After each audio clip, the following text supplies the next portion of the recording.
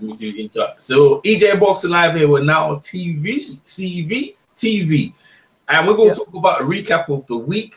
First off, obviously you see my page. I don't usually have my picture, but I gotta pay respects to the man. I met him when he came over to London. He was doing some commentary for Chris Eubank Jr. on his fight with thingy Quillen. And yeah, he took a picture of him. So we're gonna start with Andre Ward, man. What's your take on Andre Ward and how you think he's gonna be remembered? Well, Andre Ward had a very good career. Unfortunately, I guess I think he left a little bit on the table, which is kind of sucks. And there was those years that we kind of missed out on maybe some of his prime. When he was out of the ring dealing with his promotional issues. But even still, I mean, he kind of crammed a fair bit into a reasonably short period. I mean, with the wins that he had in the Super Six, and then defeating Chad Dawson, and then eventually coming back. And comeback wasn't necessarily the most lively of things, at least until Kovalev, and he did manage to, I guess, avenge what might be seen as a loss for him in the first fight, and score the second fight. So I mean, it's a very solid career. I mean, just the fact that he was ever even in the discussion as a pound for pounder. I mean, let alone being number one for a little while here and there, is a big deal. So I mean, he definitely had a career that a lot of fighters would kill for, but I can't help but feel that there was quite a bit left on the table, whereas you don't necessarily have that as much with most other pound for pounders. With most other guys that are arguably pound for pound number one, you really don't see them leave stuff on the table. Usually, they've kind of milked it for all it's worth, and ultimately they out. Whether it's Roy Jones, with carrying on longer than he should have, or Floyd Mayweather retiring, undefeated and such. It's a good point, you bring up, but leaving it on the table. But you know what I was thinking about when he was a super middleweight? I think the only one left was Butte, and Butte got beat Carl Froch, and obviously Ward beat Carl Froch. I think right then Yeah. in his career he could have done them, but I think from that he just put some exclamation on it. The Chad Dawson win was tremendous. Regardless of how Chad Dawson chose to claim or that negotiate happened. And the Sergio Kovalev wins, man. They will listen. They will go down. That will get you straight into the thing. And he's undefeated. He's gold medalist. Beginning. And I think they were saying the same thing about Joe Kawasaki at the time. They wanted to fight him to fight Chad Dawson at the time. So I think legacy people remember at the time who was regarded as the number one light heavyweight champion. A lot of people say Donna Stevenson or Sergio Kovalev, whatever, but most people would say, well, it would be Kovalev because he wanted to have that fight or whatever reason it was. It never happened. But Ward will remember fondly for doing well. He was doing well at the top of his game. He's young. He got a lot of injuries, and he's undefeated, and he's got money in the bank, and it's good. I think really and truly, there's always going to be a next fight out there, but I don't think the Stevenson had to happen because he wasn't really targeting him. HBO had a deal for him to fight Sergio Kovalev, and he done it. He met that, and he achieved that with Rock Nation, and I think he'll remember fondly. I mean, the Donna Stevenson, we'll see what happens with Donna Stevenson who he fights next. I mean, the thing is that fight really should have happened, though. It really should have. But it wasn't even, the thing is, when he entered the light heavyweight division, it wasn't even talked about or anything. It's only because he beat Sergio Kovalev, like, oh yeah, he should fight him. But it was no. Well, I mean, I was talking about it. Like to me, it it wasn't was talked him. about for. It was to me. It wasn't even in his mouth until No, it was wasn't talked about for a racial reason. Like everybody partnered him with Triple G, and that fight should have never been the partnering factor. Because I mean, like I said, Triple G had fought nobody, and this is the reason Andre Ward tells Adonis Stevenson that he can't have a fight. Because hey, you didn't deserve it, you didn't fight somebody. But Triple G had done even worse, and they were champions of the same amount of years, so it just didn't make any sense. But then when Triple G ducked and didn't want to, well, I don't even know if he ducked exactly. The fight didn't happen. Next thing you know, it was Big Brother Sergey Kovalev. Hey, don't fight Triple G, you punk. Don't fight the little man, fight the big guy. It's like, well, the big guy ain't the lineal champion, and Andre Ward fell into that, and he's still not a lineal champion at two divisions. And he could have easily beat Stevenson, given the way they let him fight. He could have easily got that fucking title, but like you said, a lot left on the table, and if people hold that against him, hey, it was his table to clean up. Right. It's a good. Hey, and then you know what? I'll be honest. You when you retire, I think when it's a fight, there's always going to be a next challenge. There's always going to be a guy that you should. No, but it's not the difference is it didn't look like Ward was slowing down and like he had to retire. He just chose to. But he did. Wait, he didn't look exactly strong at that light heavyweight. He wasn't like. Nah, but I mean, it wasn't like No. where like say like with Mayweather, where like if you throw in Mayweather with Errol Spence, I mean that's the reason why Mayweather would never talk about Spence as a possible opponent for him, because he didn't want it. You know, he used Spence as like his guard dog, saying like, oh, so and so needs to fight. You know, saying, oh, I need to fight Spence, even if he still had a title at the time. Yeah. I mean, for me, I hear what you're saying, but for me, like, I think, you know, when it comes to retirement, this game takes so much out of you as well, and Ward understands that. And you know, at the end of the day, he talks fairly well. You know, he's still, you know, his family, and you remember it takes a lot of time out of your family, fighting camps and stuff like that. And I think, you know, you bearing all that in mind, he's a quite sensible guy. And in terms of him getting up for it, right? Yeah, and that's Adonis Stevenson knows to get negotiation will be difficult because Adonis Stevenson, he's like, well, I'm the guy. You got to come see me. And dusting that in his loan, the negotiation will be tough. You know, he's on another network. It would be like you know, if Ward signed up, and it's not. And H, you know, Al Heyman doesn't really get along with Rock Nation. Dust that alone, it's like you know, I'll finish on the high. And you know, it's funny, yeah. Sergio Kovalev and Carl Froch hating as well, like, oh man, I'm glad he's retired. He's this, that, and I was like, man, come on, man. Like bro, like in the day, like he beat the two of you pretty handily, especially Carl Froch with one arm. The Sergio Kovalev, in my opinion, if he done the same thing that Ward did, they would cherish him. I think Ward comes out on a high. Scorsese, give me your take on Andre Ward and his legacy, and where do you think he's gonna remember? Yeah, like I said, I mean, I argue with a lot of people on it that like I just said, means everything. It's your table, and the only reason that you shouldn't clean that table up is that you're avoided by people. And that's really not a great reason either, because you can find your way getting that title stripped. You can do the things of that nature.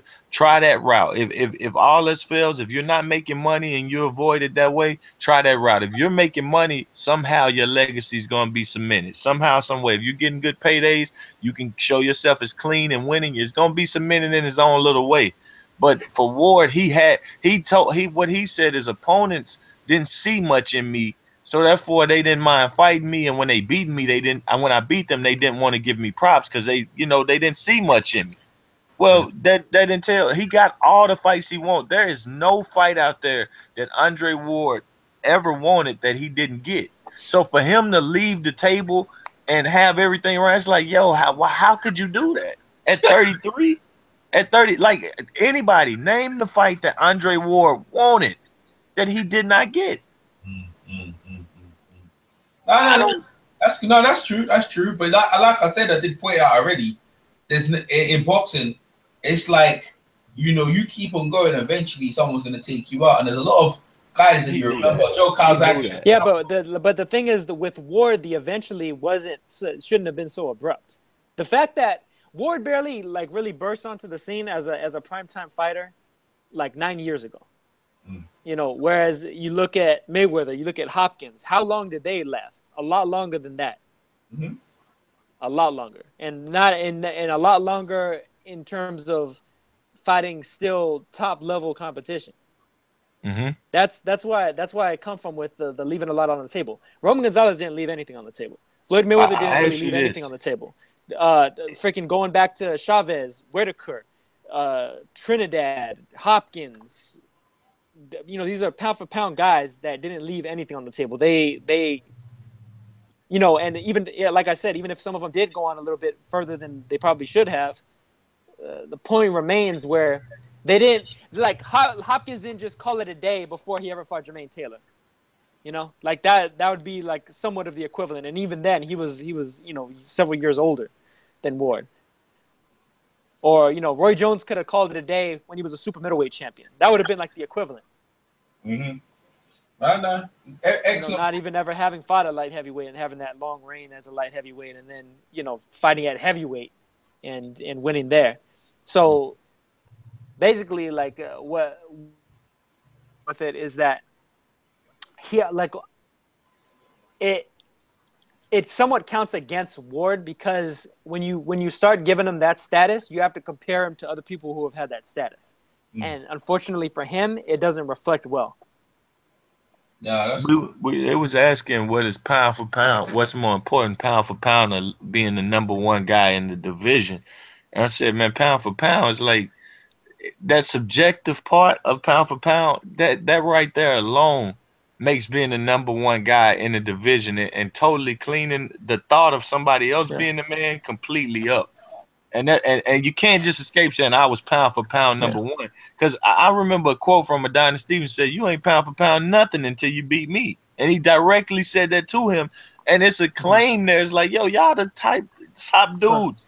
And if this guy, and one thing I'm thinking of, if he comes back 5 years, not 5 years, 2 years from now, when things have settled down a little bit in that division, and he just want to pick off some guy that's there after a retirement or something like, yo, that's not going to be looked at well. First of all, you're not that popular to make the Sugar Ray Leonard type comeback. Floyd Mayweather type comeback. He's not that popular. And then second of all, people going to say, yo, all that work you could have did in there, all those fights you could have gave us, man, it's going to be a lot of people calling this man one of the biggest ducks they know, regardless if he got a Carl Froch or Sergey Kovalev on the resume. And they better hope Kovalev goes on to blossom and do more.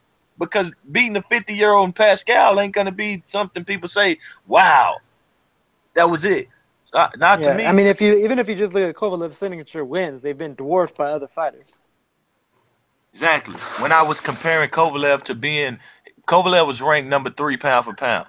I said, now look at Marquez when he was ranked number 3 pound for pound. There's no fucking comparison and who really deserved that number 3 ranking. Yeah. And that's just where boxing was at the time, though. So it ain't his fault, but it's just you better hope Kovalev go on and do more for that win. And to me, still, they just ain't gonna be that good because the way they played out. But this is the thing, Carl Froch, yeah, in the way he ended his career, he said then in well, compliment to Ward, he said like Ward ended his career in a high. Like Carl Froch was looked at it and said, boy, I don't know if I can get up because remember Carl Froch, he longed out his retirement for ages because he wasn't too sure he was gonna fight because the Ward fight was there, he had the Chavez fight in Vegas, and obviously the Triple G fight was offered to him.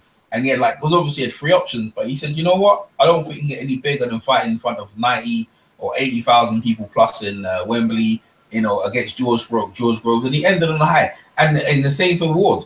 If Ward is going to end his career, well, what a way to end your career on a high against one of the most feared guys in boxing, and to stop him in the manner he stopped him, bro. You can sit there and have pictures of that stuff. Because I looked at his Instagram and his Twitter. The difference though, EJ is Froch had already hit his ceiling. He had already hit So his head was on Ward. the roof. I think Ward is as well because the writing was on the wall because a lot of people felt he lost the last fight. So the writing was on the wall for Ward that then most people think he was going to get sorted out by Cody, and he went in there and stopped him. So I don't think he. Well, then obviously he didn't hit his head on the ceiling. No, He yeah, went in there and stopped him. he You did. know, yeah, but then another difference is Froch left with hashtag Groves in. Yeah, it's George. Ward left with like, hey, was that nuts or was that, why do we have to, he left people like, what? Hold on. No.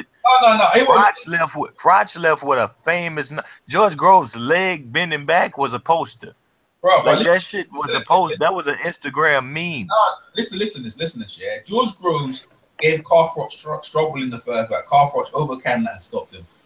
Sergio Kovalev, yeah, arguably some people think because he not wore down, arguably say once. So what I'm saying is that they were coming to the end of what they felt is their career. So in that respect, they saw it before we did. And what happens in a lot of fighters is that a lot of people they're the last one to see it. A lot of times in history of fighters, like with Chocolito, I know me and Nat will debate that backwards and forth forever, but I said Chocolito shouldn't be going out that way. I said, especially I said it too. I said that he doesn't belong at the weight either. No reason he should ever be fighting that guy there. I said, that guy there. Why is he fighting that guy there? And the reason why he fought that guy is the WBC. See, the WBC had Quadras as champion, and he really shouldn't have been that champion. When he lost the belt, they threw him Chocolate, and Chocolate was not going to duck no one. He's going to fight Eddie and everyone. They gave him the pound by Monaco as a 4-way champion. He went in there with that guy who really shouldn't even be in there with, and that's what happened. And he Yeah.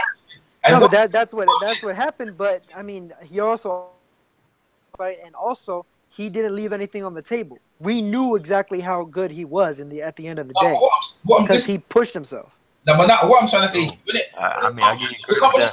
when it comes to you guys saying about the table, right? In terms of things, there's always going to be something left over. There's never like Hagler. Hagler could have finished when he fought. No. But the difference is, EJ, there's always another challenge. Yeah, but with Adonis Stevenson, that was literally unfinished business. That was absolutely unfinished. That was 3 years. That was 3 years worth of it. Yes, it 3 was. years worth of unfinished business. Yes, it was. No, 4 years. Hold on. Let's be honest. 4 years. Stevenson is much older than Ward.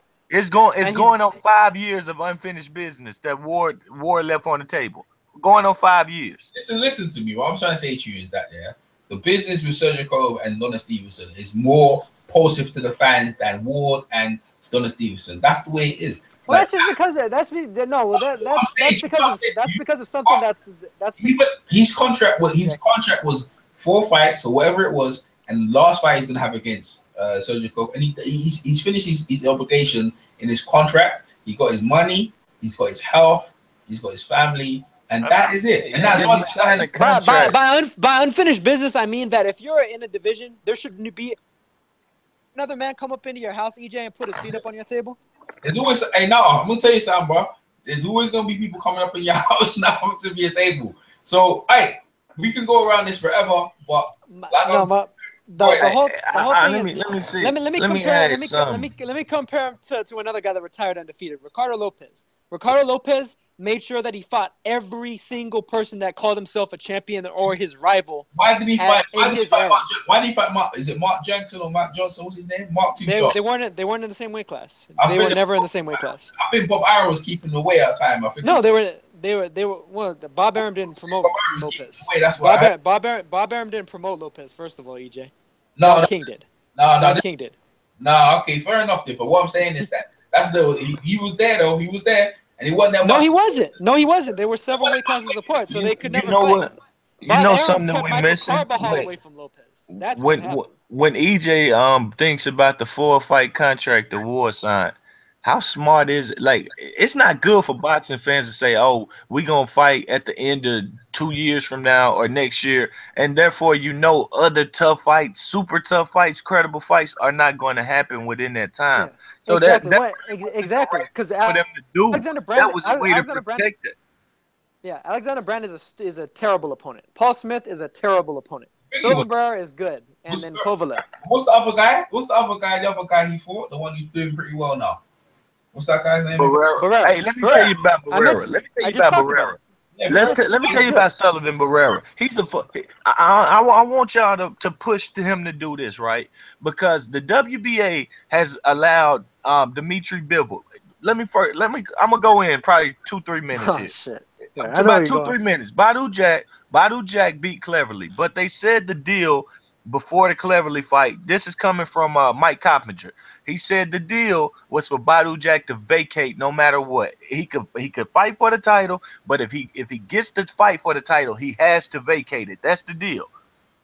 Eddie Hearn worked this out, so Badu Jack vacates the title. Eddie Hearn done fucking manipulated something where Bivol is fighting the fucking 11th ranked WBA contender for a fucking vacant title. And Sullivan Barrera, this man known for calling out all fighters, knowing Kathy Duva ain't gonna do a goddamn thing for him, just talking big mouth shit all the time.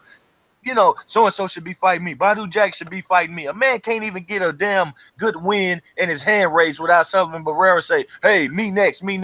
But when the WBA stiffs you the fuck over and you're on Twitter asking about it now, if you don't fucking go sue them, I don't want to hear another goddamn thing out your motherfucking mouth when it come to fighters doing you wrong, because you letting them stick you in your fucking ass. Now go make a lawsuit and we can support you. But for now, fuck Sullivan Barrera until that shit happen. You heard it first right here. Fuck that shit. He ain't nothing but the goddamn problem. If you gonna let the WBA fuck you around, you ain't nothing but a fucking problem. You in on it too.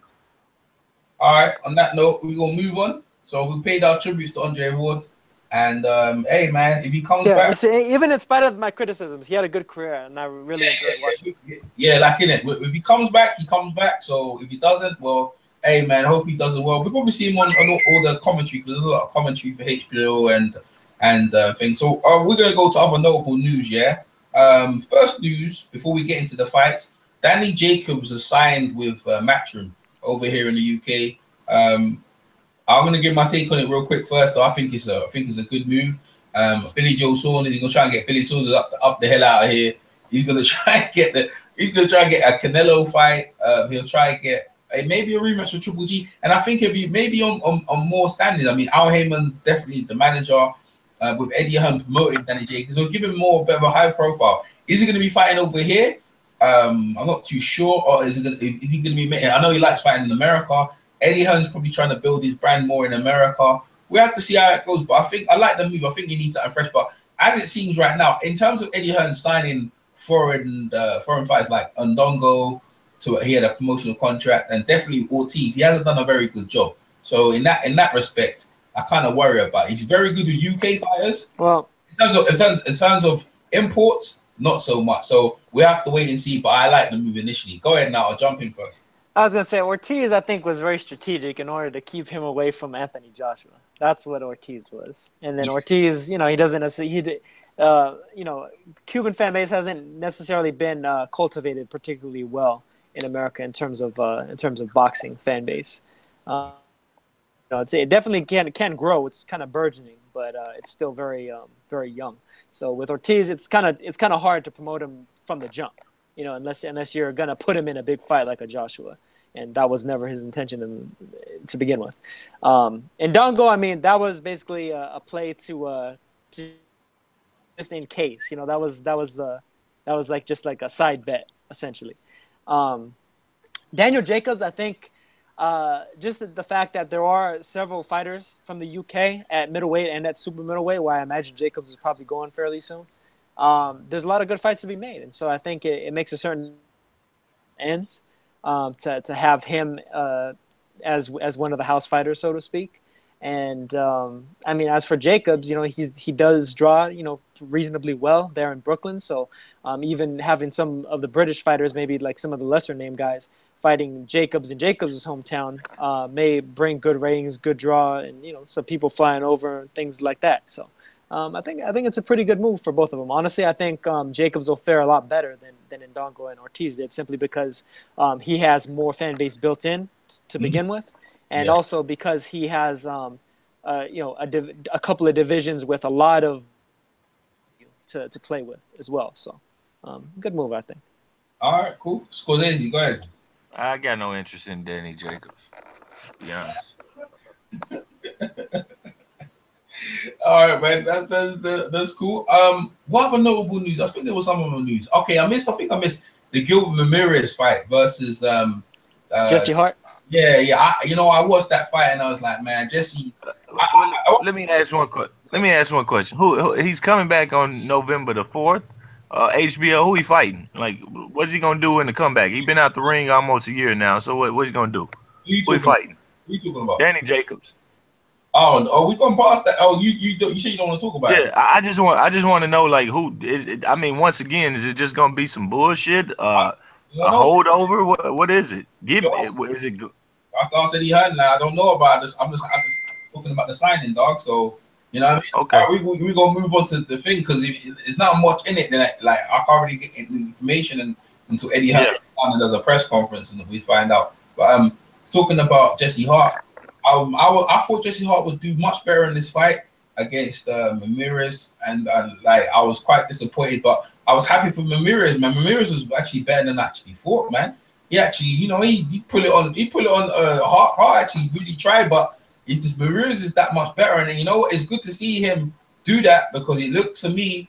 I wouldn't mind seeing him and Vardo. What's his name again? Who's that other guy? The WBC champion.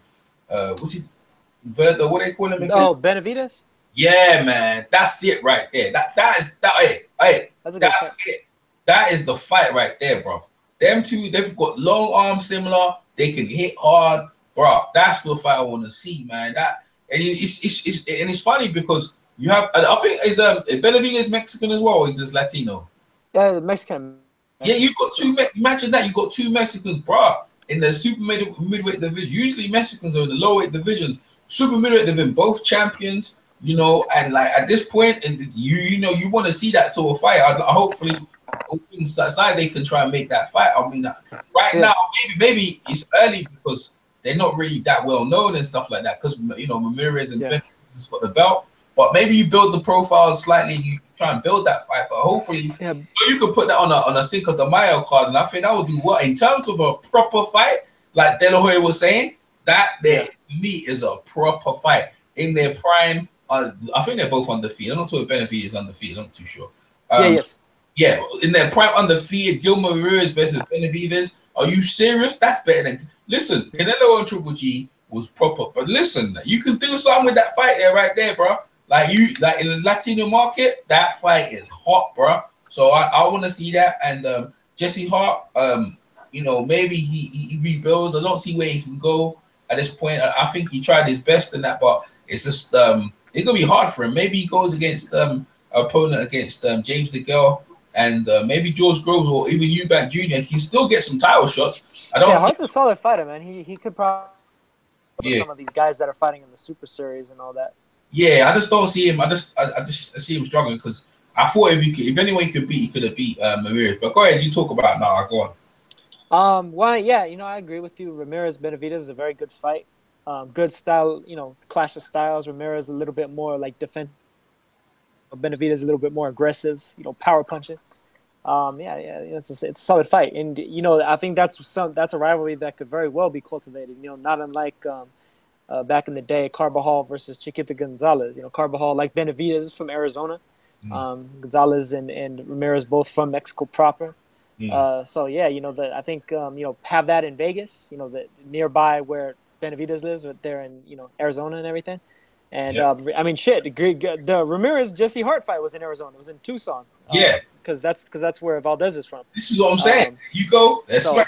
That's right. You know, you have a go ahead. Very big, you know, live gate, good crowd.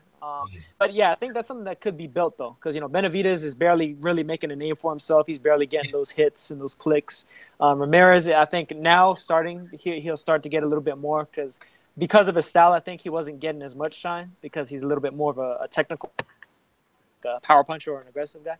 But yeah, you know, if anything can get a top rank versus Heyman fight going, I think them two would potentially be the next one. Yeah, I absolutely agree, man. Go ahead, Scorsese, talk on it. I know more about Ramirez than Benavidez, and I went live during that fight. I wasn't impressed with Ramirez simply because he didn't finish the man. Too much following, not enough cutting the ring, too much reaching instead of taking his feet. Like, I mean, he was trying to be an aggressive fighter, and I seen him be aggressive plenty times before. Only time I really seen him outbox somebody was out the Abraham fight, and I may have been a little too hype off of that because it was Abraham, and we've seen him digress in performances since then.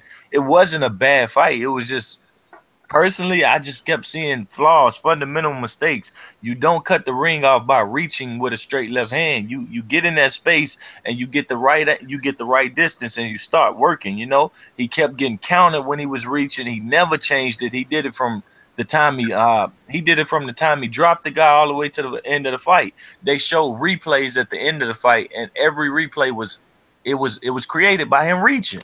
Hart should have been stopped. Hart should have never went the distance.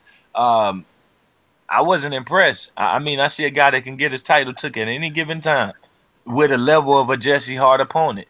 So I don't think they're going to put him in there with nobody like a Benavidez or I don't even think they're going to put Benavidez in with a Rodriguez. I don't think yes, they could build it that, but on their way to building that, we're going to have some boring fights because you can't put these guys in right now with, I don't think you can with a Darrell, not an Andre, but an Anthony Darrell. I don't think either one, even though Darrell barely fights some rounds, I don't think either one can scathe through that cleanly so where you can trust that they'll be the champion at the end of the night. Well, yeah, it's true. It's true. Good point. All right, we're gonna talk about the Super 6 tournament. What's his name again? World Boxing Super Series. Dorticos. Unie Torticos. Demetrius Kobayashi again knocked out by what's his name? you mean Kudryashov? Yeah, Unie Torticos. Yeah, right. Demetrius Kudryashov. Yeah, I'm keep thinking of that film. What's it? The Usual Suspects. That was some heat. Yeah, Yeah, yeah. that was Hey, go it's ahead. gonna All be a right, good you fight. guys talk on that one because when That I watch, hey, go ahead. When that I watch, was some, go ahead. that That no, was go ahead, Scorsese. it, Go, it go, was go, some go. good techniques, a lot of punch. I mean, the interest I said I didn't have in Danny Jacobs is because he can be nothing like the dude Dorticos was.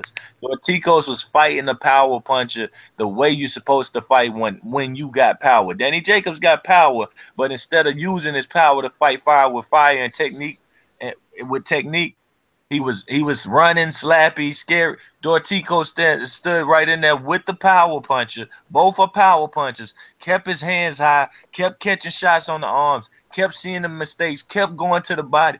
That motherfucker was legit in that ring last night. I get it. Yeah.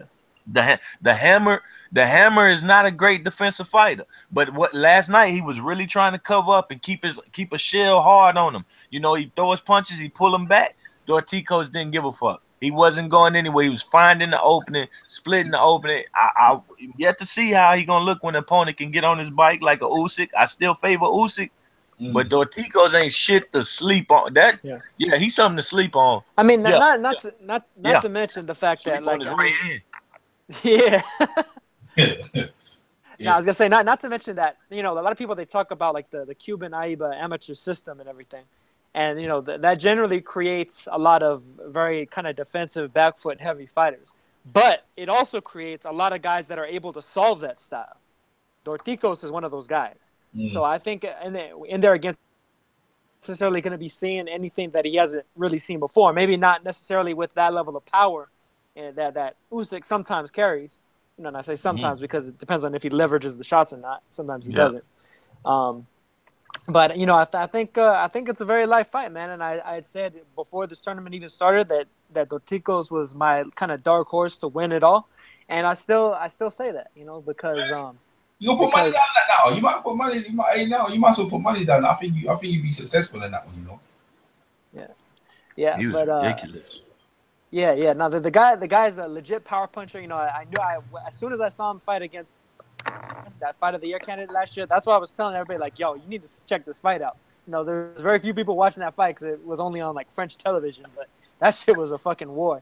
And I mean, Dorticos is you know, he has the skills of a Sullivan Barrera, but he also has that aggression and that power and you know, the ability to just cut you off and get rid I, of you I, like I Barrera think doesn't have. You know, but I'm saying like the same level of ability and a little bit extra. You know, that little something special that separates good fighters from great fighters. So he's going to be a problem, you know, for any and every cruiserweight out there. I up think and down, if up you and go down. if you go in there and he touches you, it's not even just about him landing a clean punch. It's about he has that level of power where if he touches you, you Yeah, feel that power. yeah. So you know, people better watch out. That's what I saw during the fight. The dude was keeping his hands. I can't say his Yeah, last name for shit. He's keeping his hands high, and you could still see the shots. Boom! I'm like, fuck. yeah, And you know what I'm saying? And he goes head, body, left hook is nasty. Every yeah, punch he throws is uppercuts nasty. yeah. Does not matter what it is. The jab nasty. So That's I that's the seen definition of 68's heavy-handed. voice. What's it? 68 video saying he reminds him of a Larry Holmes in a way. Mm-hmm. Dude, dude. That dude a problem, man. He is a Mhm. after December the 9th, after Lomachenko probably break down Rigo because of size. Dortico's gonna be the best Cuban in boxing. Hey man, you never know, man. Yeah. I like him, but Dimitri, what's his name again? Kudryashov. Kulishov, yeah. When I've seen him fight before, I remember I was talking to some guy in the gym and they were talking about him, and he knocked out the Cuban one. I can't remember his name. One something. He was an old Cuban champion, and he knocked him out.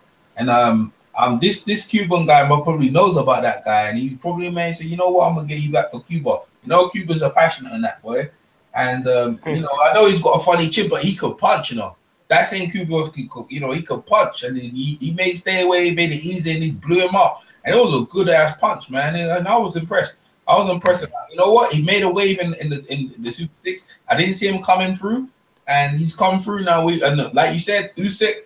What Usyk be looking at? All right, I didn't see this. We will see. We're definitely gonna get a good. You know, we're gonna get some good couple of fights if he fights Usyk in the final. Cause I like that one. He's definitely gonna try to come win. We're gonna move on. Derek Chisora has also signed up the deal with Matchroom. 4 fight deal. I was talking to Don Charles earlier on actually. and the deal is they're gonna fight next week in Liverpool. We're gonna fight again, and I think near the end of their contract, they're either looking to fight the winner, Hughie Fury or Joseph Parker, or they're gonna fight a rematch with Dillian White. So Derek Chisora is looks like he's got himself sorted in terms of in the contract thing, and Matchroom and Sky Sports are investing into Derek Chisora. What do you guys take on that? Don't care. All right, cool. I don't know. Hey, I think Dan the Man pointed out that he was the most experienced a guy since Vladimir in terms of fighting all the guy, not necessarily beat all the main guy, but he's fought all the main. I say this. I say Oh, this it's talking about about like Derek fought like has like the nicest like group of names on his record. You know? Yeah, in terms of wins and losses and stuff like that, he's fought all the best. Then He didn't leave I anything say on the this table. about this is that. It's not on the table. Well, you know I what? say Hey, I say this about Chisora. hey, Joseph Park. anyway on this table, but like you know what I'm saying, we can see if that fight happens though still. But I mean, I say that Joseph Parker did a lot of the things Chisora do as far as the jab to the chest and the body, double jab in the chest and the body yesterday. I was noticing that a lot from Yeah. Parker, but other than that, got nothing to say about Chisora. We'll see where he go. yeah, we gonna get into that fight right there because I watched that fight. I got some stuff. Go ahead now. You want to say anything now? No, I'm good. I like Chisora, so good. Let's see some more. Might as well. All right, cool, mate. All right, we're gonna get straight into it, man. Actually, you know what? We'll leave it for last. Actually, Linares versus Luke Luke Campbell. Campbell. Yeah, Jorge Linares versus Luke Campbell. I mean, I saw the fight, and you know, you talk about carrying. I think, in my opinion, I'll wait until you guys say your opinion. My opinion, Linares carried him, bro. Linares carried him. I've seen Linares. I've been watching Linares for a very long while, yeah, and I ain't gonna lie to you. Linares is a wicked finisher. When he gets you hurt, a point in case, when he got Kevin Mitchell hurt and he was hurt himself, he ain't fucking around, man. He knows to fuck you up. And I think in a way, you know, he's in England, he's got a house over here, you know, he ain't trying to ruffle too fast. He likes being up on UK fighters. And I think and they looked at him like, I don't need to ruin this guy's career. And I think he took somewhat easier. The funny thing about it, Campbell's come out with big positives. Oh, you know, he didn't stop me off, and he's supposed to be the pound list, and I was hanging with him. I'm happy. And I was like, man, you done lost and you got beat down, bro. You didn't win one. In my opinion, I don't even know why he's even close, bro. In my opinion, it's easy. I watch him. He just got bashed up, man. He shouldn't have been in there, like I thought already. And like, you know, maybe you might learn something from that. But bro, in my opinion, yeah, bro, Luke Campbell ain't no nothing in the force in the lightweight division. And the Linares, to me, yeah, look like, bro, if he keeps fighting that level, he gonna get hurt. He gonna get found out because the Linares, boy, you Golden Boy destroying his career. You can't be fighting all these UK. These guys ain't no good, man. They ain't no good. They maybe have belts and stuff like that, but they ain't no good. And the real challenges are out there waiting for you. So Luke Campbell, maybe it's a learning curve for him, and he comes back maybe, or he does, or whatever. Linares, watch out, Linares, because I'm sure there's much more hungrier guys in the division. Nah, but they're not going to play around. Go ahead now. You jump in. The funny thing about it though, EJ, is normally Golden Boy gets really criticized for throwing the guys in too deep, you know. And if they were to take that route with Linares, right in there with Mikey Garcia, who's the fight, you know, that everybody's trying to talk him into, and he even said that, like, yeah, he'll fight him. You know, he'll even go up to 140 to fight him. I don't think Linares wins that fight. I think Garcia stops him. Yes. So. Yes. So I mean, you know, it's almost like which you know what I mean? Do you want to see the guy have a good career, you know, where he's winning all the time or almost all the time, or do you want him to go for the gusto and get stopped? You know, which is where I see it most likely happening. You know, Linares, for to his credit, you know, he'll chase it, but I think he's chasing a car come at him at full speed in that regard. You know, he's chasing something, not realizing that he's the one that's being chased. But I did think that Campbell actually made it a little more interesting than you might have thought, EJ. But I do kind of agree with you where off the hook, and he kind of allowed him to get into the fight. Yeah.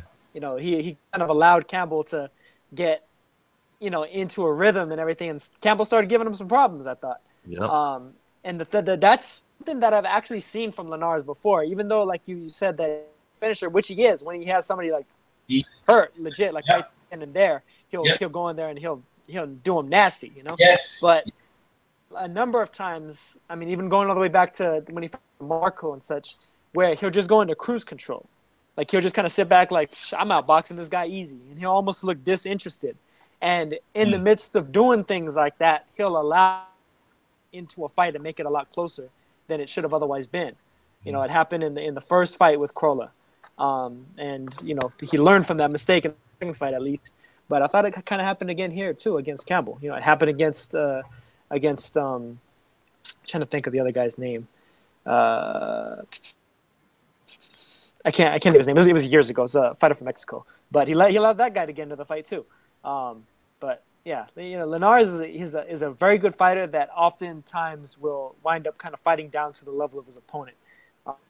He almost gets disinterested, and I think if he has any of that kind of lackadaisicalness about him in a fight with Garcia, that fight winds up ending about half as soon as it otherwise would have had he stayed on his P's and Q's. But all right, nice one, man. School's easy. Go ahead. Shit, I think he was giving Campbell work from the first time the fight came on. Like I mean, I thought the fight was interesting from round one. The knockdown sort of changed the score in that round. The knockdown really saved him the fight on some cards because it went from a 3-point swing. I had Luke Campbell winning that round, and then he tried to time up a right hook, a left hook with Linares' straight right hand. A Pacquiao opponent mistake. Some people do with Pacquiao a little too damn often. First, you gotta let Linares shoot the shot. Let him reach a little bit, then you throw yours. Don't try to play with his speed until he slows down some. Now, right. about slowing down. Campbell put in some body work that was sneaky on the back foot several times. Really wasn't sneaky, but it was effective on the back foot several times. And Linares became a pot shot, a guy on the front foot pot shotting, basically looking for one big shot with the right hand in his own right, and that made it a little easier for Campbell. I don't think it was totally just Linares went into cruise control. I thought he seen an opponent that said, hell, he came a little more game than I thought. And I felt like Luke could give him problems. And I thought he would do it coming forward a little bit with the jab on him, you know, straight left hands on him, things like that. But he did it in his own way. He did it going backwards, being he outpunched him by like 100+ punches. He was an aggressor going backwards. Unlike Hughie Fury, crazy ass, that bullshit he was doing. You know, so this man was doing some old school shit. He see Linares with that one pot shot, and he just 1, 2, 3 to the body, come back upstairs. You know what I'm saying? It wasn't nothing just about super timing on some of those occurrences. Then other times he would just time up the right hook and turn him out. He was controlling the pace and the space a little bit. Linares had some of the pace. He controlled some of the pace, but never really controlled the space to me, except for little small instances in the fight. But I mean, I had that shit really close. The knockdown on a lot of cards on the people I was talking to, that what won in the fight. But credit to Luke Campbell, man. I think he came hungry. Yeah, he lost. He was supposed to lose. Shit, he could beat fucking Flanagan. You know who else the champions at 35? Easter. Flanagan, Easter, Garcia. You know, shit, he could beat Flanagan. Easter come and don't show up. Yeah, he definitely have a shot there too. Oh, if he's drained. And I say this about Linares in the level what you're saying. He is getting used to people he's supposed to beat, and he's getting a little more praise for that, knowing the rocky road. A little too much praise for that, knowing the rocky roads we seen him on, and the shit almost happened again in the Kevin Mitchell fight, another rocky road. I think because he got over that hump of the rocky road in that fight, that people are like, oh, he'll get over any hump. Last night showed it. Mikey Garcia was smoke Jorge Linares. Smoke him. Yeah. Ugly. Yeah. I have to agree, man. I have to agree. And I like Linares, but bro, you got a UK guy in there. I don't know what De La Hoya told him. Man, you can't be beating him like that, man. We need more of them. So I'm like, shit, we'll take time. That's all I swear. I watched the fight and I was like, man, Luke Campbell shouldn't even gone the distance with you, bro. Like, you slipping. You slipping or you carrying. In any case, maybe they made some money out there. I have no idea. So we're going to move on to the main event. Joseph Parker, Hughie Fury. What a fight that was. What a fight. I'm going to do my little take real quick. bro, that was so one-sided. I have no problem with the scorecards. This is not no robbery, in my opinion. I've been listening to the interviews from the Fury camp, and they're disgusted. Nick Hennessy, I'm watching on IFL. You go check over there. Nick, he was saying how Fury was on the back foot. He was so slick. Right now, he said he will beat Anthony Joshua and Deontay Wilder together. And I was like, what fight was he watching, bro? Because I watched this fight. I was like, bro, first off, this fight is boring as hell, right? Ain't that good. I ain't blaming Joseph Parker in too much, right? Second thing, this is a world championship fight. Ain't on YouTube. This motherfucker ain't even trying to fight, bro. This is a world heavyweight fight. What are you doing? You're not even trying to fight. They criticize, and I was thinking to myself, Mayweather does like even Laura does the same thing, right? Mayweather, and oh man, these guys, man, they're runners. You don't know fight, they're gonna hard. No, bro. When I look in the comment section of IFL, look, British fans, we don't fuck around. Yeah, we just tell it how it is. That guy didn't deserve to win no fucking heavyweight title. I don't know what John Fury was saying. I don't know what Mick Hennessy was saying. Peter Fury, whatever, watching. I don't know what strategy Huey Fury thought they were gonna do. This guy looked terrible, right? And Joseph Parker, he ain't looked any better than what we thought. But Joseph Parker definitely deserved to hold on to his title. That was the worst heavyweight fight I've ever seen. I'm kidding you. I watched that fight, and round 6, I had to forward it to the end. I fell asleep. I was that thing. Then when I saw the interviews after, this is disgrace, and I thought, maybe I made a mistake. I read the comment section of the IFL, and everyone was saying, what is he talking about? Is this guy mad or something? He's going to get lawyers involved about this. I was like, oh, disgrace. I was like, man, you didn't win shit. You didn't win. At least Tyson Fury came to fight against Vladimir. He came to fight, and he took. As far as I can say, he took the belt. Fury was running the whole damn fight, and you know what?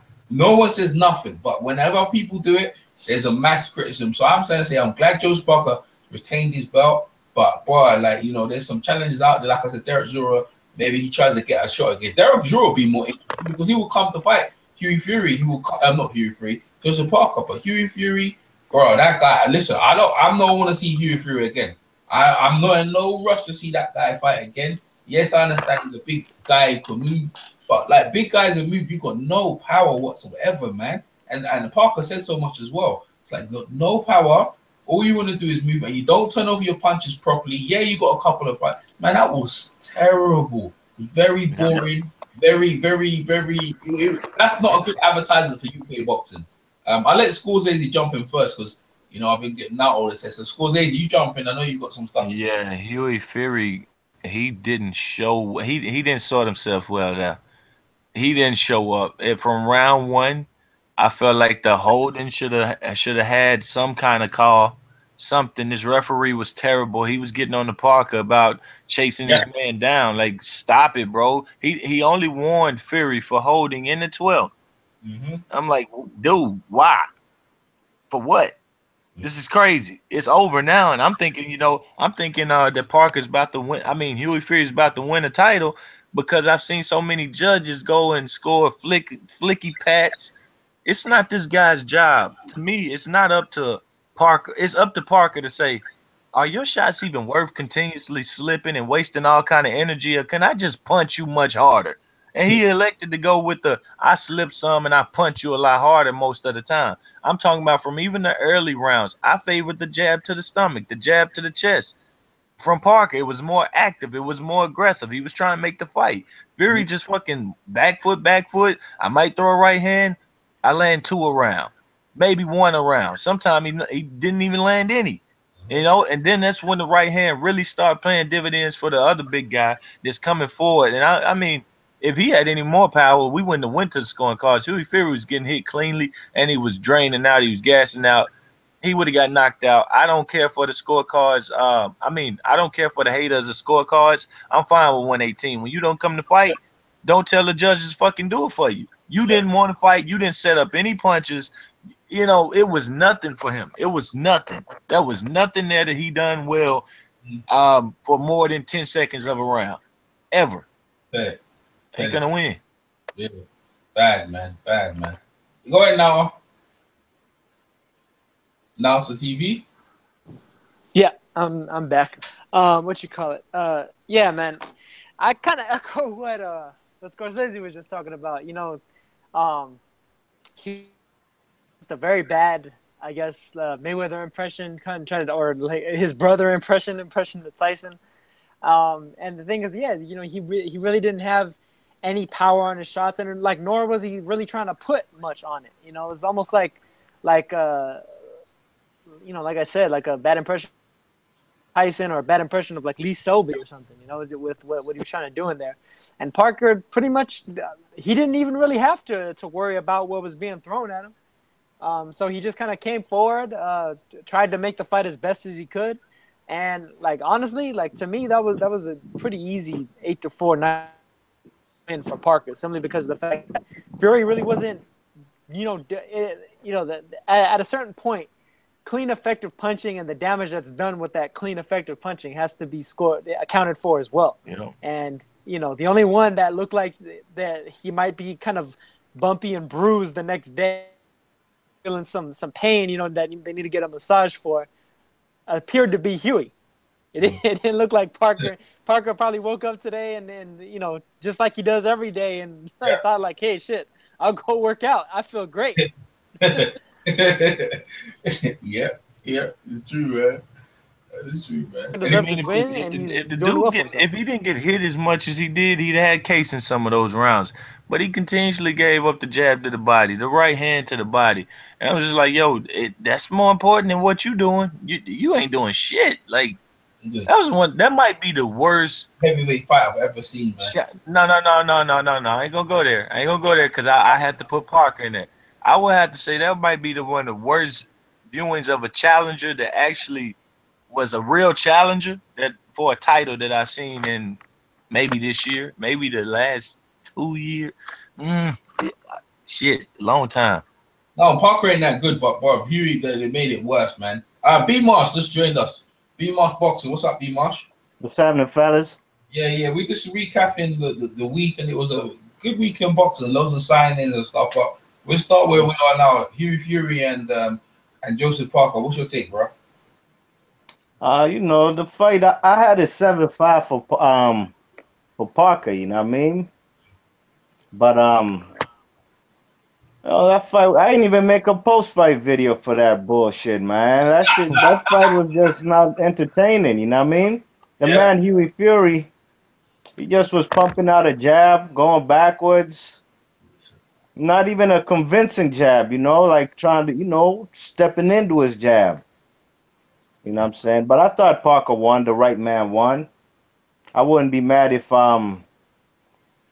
you know, if there was a draw, but none of them guys really did too much. You know, the man Joseph Parker, he's just escaping with victories right now.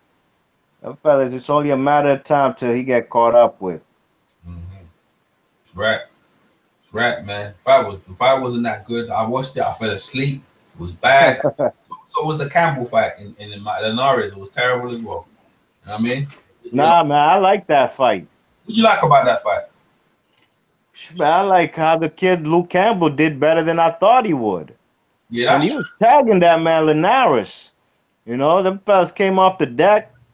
Them fellas, man, he was tagging him with some nice body shots. You know what I'm saying? Some straight lefts. You know, he was stepping into his power shots. You know what I mean?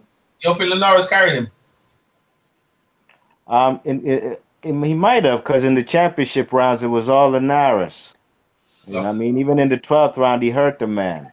You see Linares, yeah, he's a chilling finisher, right? When he gets you on, when he's on it to finish you off, he fucks you up. Like, I've never, and he for some reason he just took his foot off the pedal, even when they knocked him down.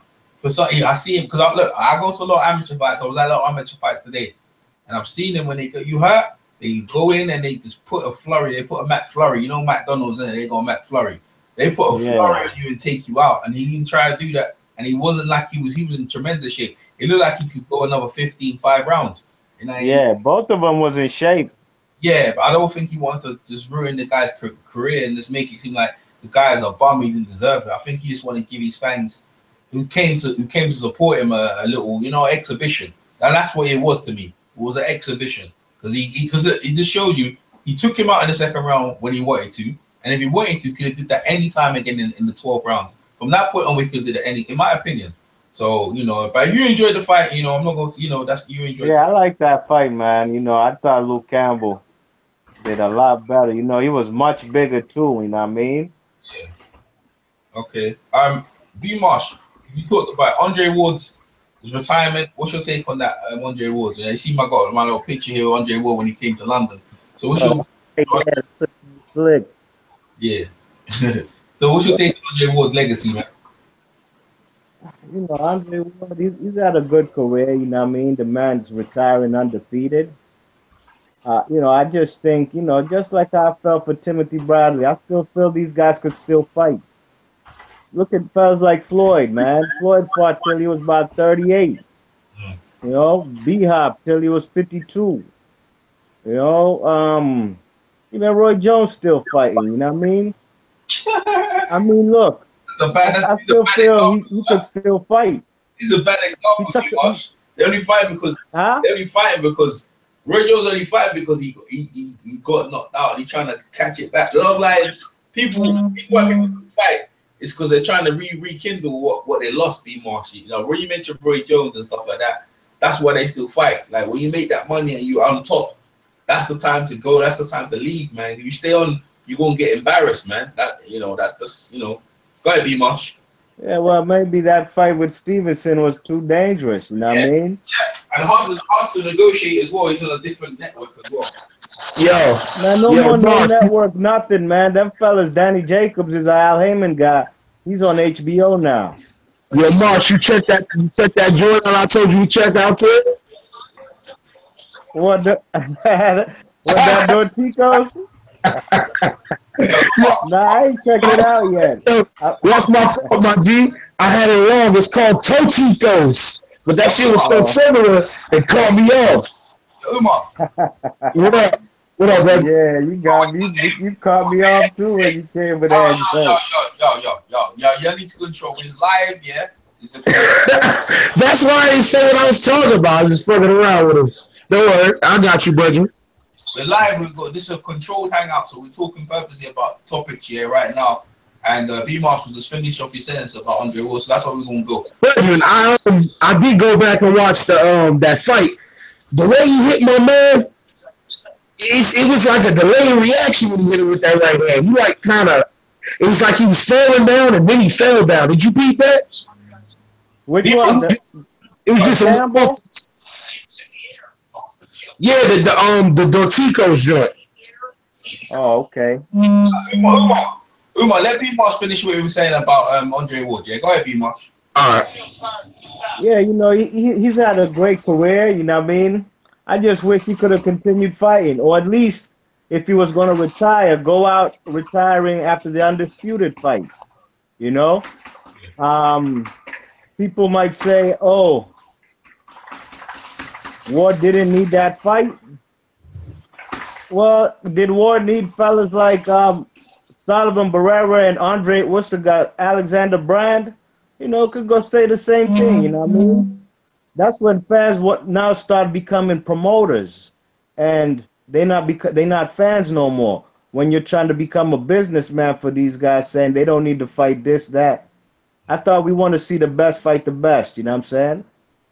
Fellas was on Triple G's neck, and there was wanted Terrence Crawford to get undisputed, but nobody was pressing Andre Ward to go for undisputed. You know what I mean? I thought it'd be a dangerous fight at this stage of his career, and I wanted to see it, but we ain't gonna get it no time soon. Or we might see it. Maybe he might come back when fellas like Stevenson is 44 or something. Maybe. You know what? I honestly think about undisputed all them titles and because basically, you know, trying to follow what old school fighters did and trying to remember. Terrence Crawford did it, and to me, this shows the epitome, like there's no respect there. Like what's his name? Teddy Atlas, who has respect to the old schools, though he said he done sign what old school fighters went and did, and he gave him no respect. In fact, he told him that there's another guy who ain't fought that many fights is better than you in the pound for pound rankings. I mean, why would you say that in that particular time to dismiss a man who just unified all the belts? It shows me how they think about certain people who they want to be on top and who's not on top. And even when Lennox Lewis had all the belts, they had no respect for him. So, in my opinion, all you can do is go by names, just beating up the best names in your division, regardless of belts, and you'll be respected. Umar. So Umar, give me your take on Andre Ward's legacy, bro. Bro, the more and more I thought about it, I got a real problem with the man retiring at 32-0, bro. And I love Andre Ward. I got mad love for him, but dog, you can't leave Superman out there, because you know I'm a fan of Superman. I don't be sticking my neck out for him like everybody else, but dog, Superman is really the champion at that weight, and everybody been acting like he don't exist. You go ahead and you beat the man that really ducked him with all those first bids and all that. Okay, fair enough. You beat him. That's fair enough. But then right after that, when you get asked the question on TV and you say basically like, yeah, I'm thinking about doing it, and then you retire right after, I'm not feeling that, dog. I'm not feeling that. You should have fought Superman at least, and all that. I mean, I didn't want to see it. I told you I didn't want to see it. But you talking all that, I want to fight at heavyweight nonsense, or I want to fight Tony Bellew at cruiserweight nonsense. You ain't do neither one. It just look crazy, dog. It don't look good. That's just my opinion on it. But I mean, he had a great career. He's undefeated. He ain't lost since he was 13, 14 years old. It's fair enough, but dog, he should have either took Superman, Tony Bellew, or got his head knocked off by AJ, because he's talking that cash money about all three, and he ain't stepped up to the plate. Okay, that's true. That's true. Well, you know, like I said, he could come back, but right now, as it stands, right, he done the advert. I don't know if you guys have seen it on Twitter, and they had him as a young kid. You know, he wanted to be a world champ, a gold medalist, and he became that. He wanted to be a world champ, and he did that. He wanted to be the best, and he achieved everything he actually set out for. Yeah, he did say all that stuff at the end on the interview, but you know, I didn't want talking for a while. Disrespect, but he really a white boy anyway, man. So I mean, I love him. He really a white boy anyway. So it ain't no sweat off us. That's a good point, though, Ben. I even forgot about when he said after Crawford become undisputed, he said maybe makes me want to go out there and get all the belts myself. Yeah, right after that ESPN card, he was talking that cash, and he just, I don't know, maybe he got injuries. Andre Ward was out for like 2 years with that shoulder or whatever. But, you know what I mean? Maybe he's not healthy, and he's not the type of fighter that's physically gifted like that. He's crafty, very crafty, but he's not physically gifted. So maybe he just had to hang him up. You know what I think happened to him? Oh, go ahead, Nana. I think he saw Roman Gonzalez get knocked out by a southpaw power punch. Yeah. And he thought, oh shit. Yeah. I don't want that to happen to me. Maybe. And he said, you know what, I'm retired. That's a possibility. But leave it to my brother. Leave it to my brother Nelson to find a way to bring up Roman Gonzalez. Leave it to him. He found a way. We were talking about him earlier anyway, so. Yeah, he called the fight too. He was ringside for that. Yeah, he did. And that's what I was trying to say, if you continue fighting. Like, as Scorsese's doing there, putting that work in. Go on, Scorsese. Put that jabs in there, boy. There you go. Let me see. Let me have a look at this. Scorsese. Oh, shit. Scorsese, look with his pants sagging. What the fuck you doing, man? That fella's fun. Ah, shit. Scorsese, put that work in, bro. He got a rubber little thing there. Hey, listen. Yeah, who the fuck? I don't even care, man. He's there putting that work in there. Look at Scorsese. You go ahead and do your thing, dog. Yeah, man. Look at that, boy. He going to work on that joint. This dude.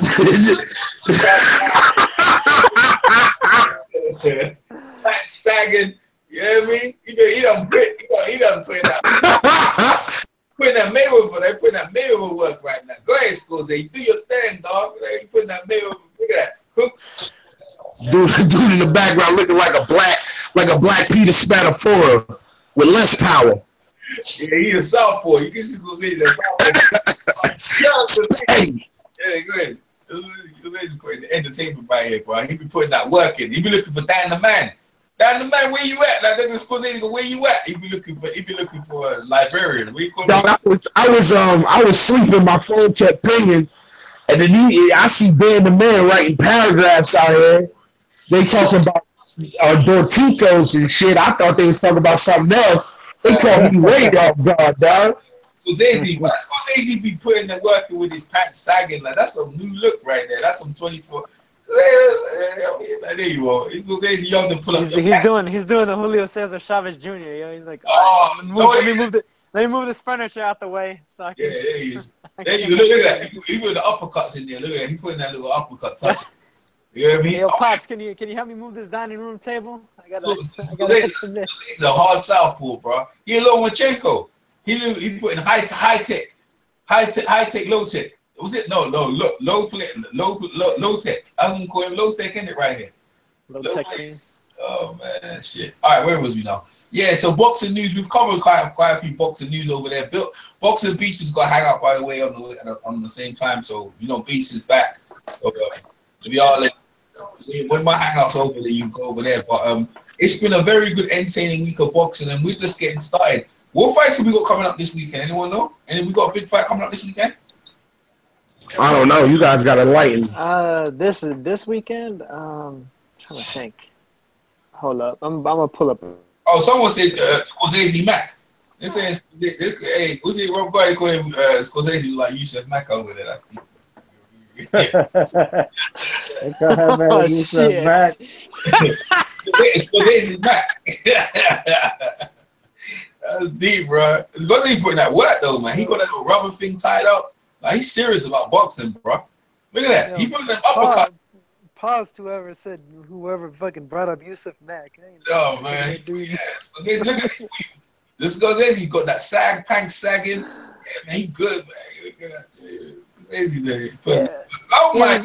There's really. I ain't gonna bring your sags right for your baddie right to the camera, man. Come on now, go ahead. Go ahead now.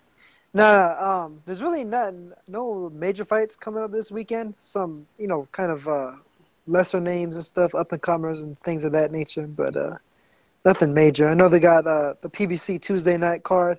Yeah. With Ledwan Barthelemy versus Eduardo Ramirez. That's the main for that. Let me see what else we got on here. Casey Ramos on BN on Friday. Got a Sky Sports card on Saturday. Paul Butler versus Stuart Hall. Yeah, I'm interested in that. That's in Liverpool, man. I ain't Liverpool. I ain't trying to. Yeah, there's this cat. Excuse me. There's this cat that's fighting in Brooklyn. He switched classes. He's actually an Orthodox. Go ahead, Omar. Go ahead. Nah, there was just this young boy that I know. This Puerto Rican cat is fighting in the aviator this weekend, man. Ramos, Francisco Ramos. Now that y'all don't know who the fuck he is. I'm just giving him a little bit of a shout out. That's good, man. People gonna hear his name one day. Hopefully you don't end up like Darius. That's all I'm saying. Darius. Oh, man. Hey, man. What's Saddam Ali? Hey, don't mess with the king, man. Oh, don't mess with the king. Hey, Saddam made the Olympics, fam. He did something with. Yeah, he did. He didn't get knocked out in the third fight. Hey. Scorsese putting in that work. Oh, look at that. Look at that. 1-2 step out, step to the side. And you got the weave going in as well. I'm waiting for the hook. Look at that. 1-2 step to the side. Look. 1-2 step back. There you go. Right hand. But your AJ, your boy lost this past weekend though. Your boy Janriel Casimero. Really? Who did he lose to? Yeah, he lost this is another Filipino guy named Jonas Sultan. No, what was it? Points? Yeah. The guy outpointed him. He got a decision. So Sultan is gonna he's gonna fight. He's the mandatory now for Joran Akaz, the IBF champ. You know what's funny about him though? Like Casimiro, he don't really take it seriously, man. He inactive fighting there. It was close though. It was a close fight. It's just that he couldn't get a beat on that dude. He was trying to knock him out with one shot the whole time. Yeah, that's what he did. Yeah, because he's an inactivity himself, man. That's the card that had Hecky Butler. Yeah. Same card as Hecky Butler. Yeah. He lost too. Did you Butler and Melina? You said what? Did you see any of that? Bellinger I ain't versus see it, but Melindo. I seen the card. I Yeah, seen the lineup. Oh yeah. It was close, man. Like it could have gone either way, but it was in the Philippines, so Melindo got it, and he bailed himself out late. But I think it was in the last round. How'd y'all feel about Jesse Hart losing like I told you he was going to? Man, it was close though. Yeah, He he made it a good fight. I knew it was going to be a close fight. Yeah, me too. I'll talk about the fight. Go ahead, I'll talk about that. No, I didn't watch the fight. That's why I'm asking y'all. Oh. I just it was a very good fight, man. Yeah, it was competitive, man. It was a good fight. Ramirez dropped him, and he was having some trouble kind of cutting off the distance without getting hit in return. But yeah, good clean victory, but a competitive one. It was a good fight. He hurt the man Gilberto Ramirez too.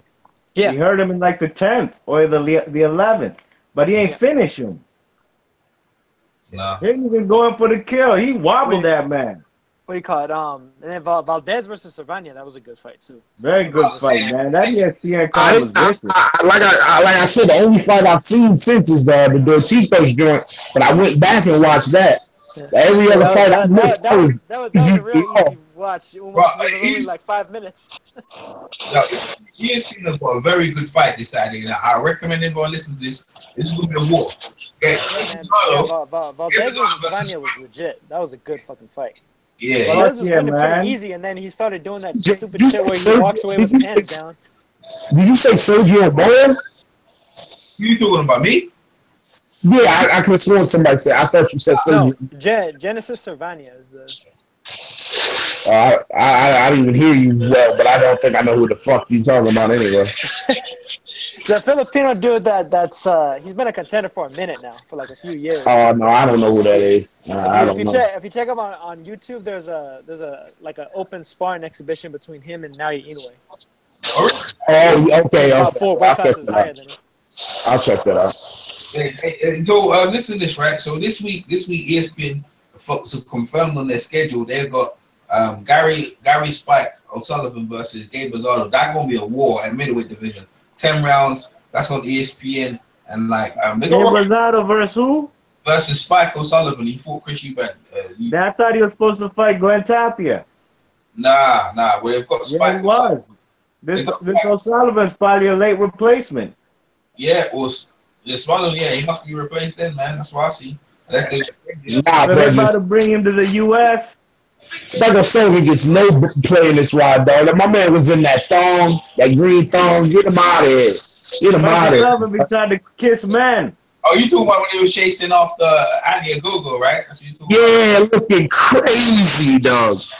Yeah, man. Yeah, he was looking off the man. That's what he does. He's looking off the dudes. Gabe Rosado better not lose to him. Yeah, Gabe, I mean, when Gabe get too close, he'll kiss him. He's known to kiss. He kiss you the lips. I know. He's a fruit cake. Yeah, he's a fruit. You know what I mean? He's fruity, a bit fruity. Scorsese don't finish that work now. Look at him yawning. He over there yawning over there. And then Scorsese, you don't finish putting that work on the way that punch thing where you made. Yeah, so that's it. There's no real good fights on for a while. Eubank Jr. gonna be. Ain't no fights for a minute. No big fights till October. Yeah, Eubank Jr. October the 7th. We ain't gonna have no real good boxing for like 3 weeks. Yeah, it's unfortunate, man. Yeah, there's fights on, but no big fights like you said. I think that Charlo card, October and Lara. Yeah. Oh, you know, a low key good fight though on October 3rd, Devin Alexander versus Walter Castillo. That's a good fight. I gotta talk for you. Walter Castillo. Yeah. Let's get on. Yeah, that's a good fight. Let's get PNC versus McDaniel, man. 4 rounds. Let's get that popping. PNC versus Daniel. That shit is fun.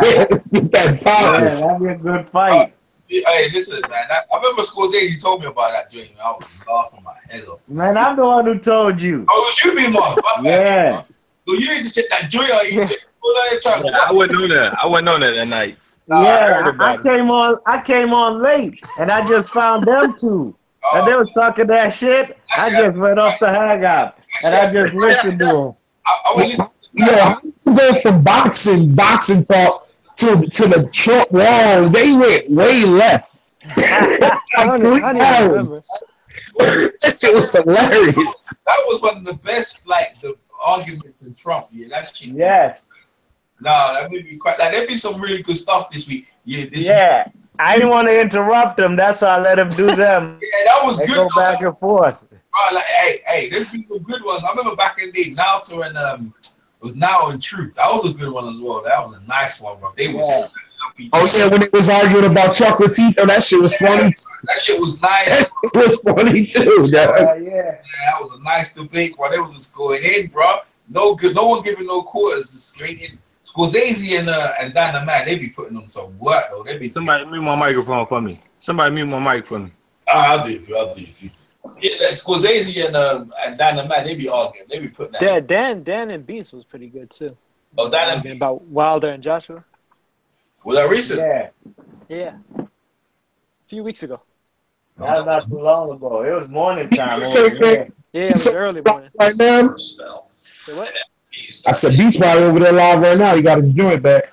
Yeah, Beast over there gonna hang out right now. He over there. Scorsese going back to his boxing. Scorsese. He gonna entertain me while we're here having a debate.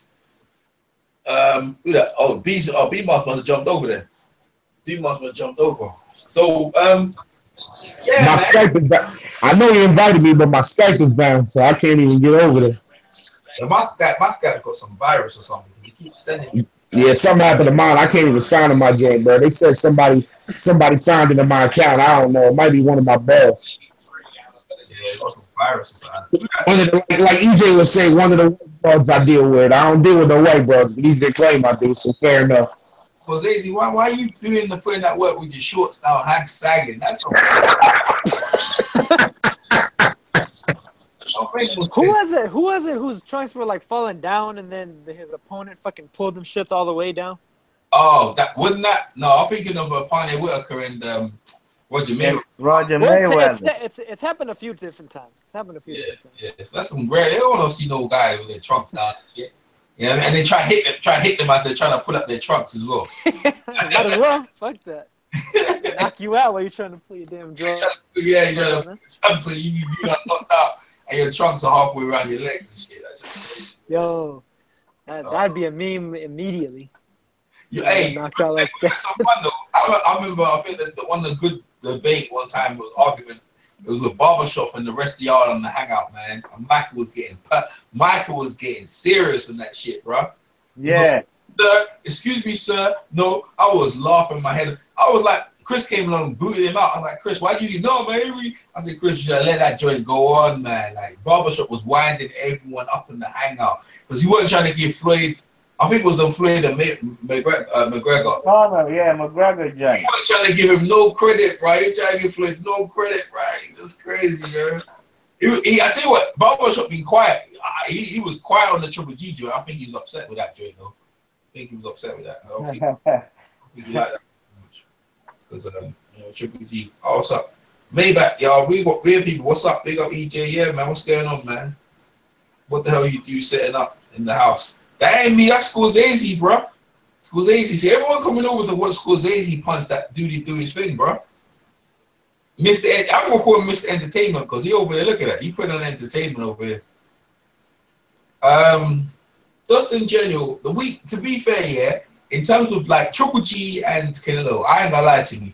I'm gonna talk about that because I think someone asked me earlier on. I wasn't too when I watched that fight, bro. I can't watch that fight again. The fight gives me a headache, man.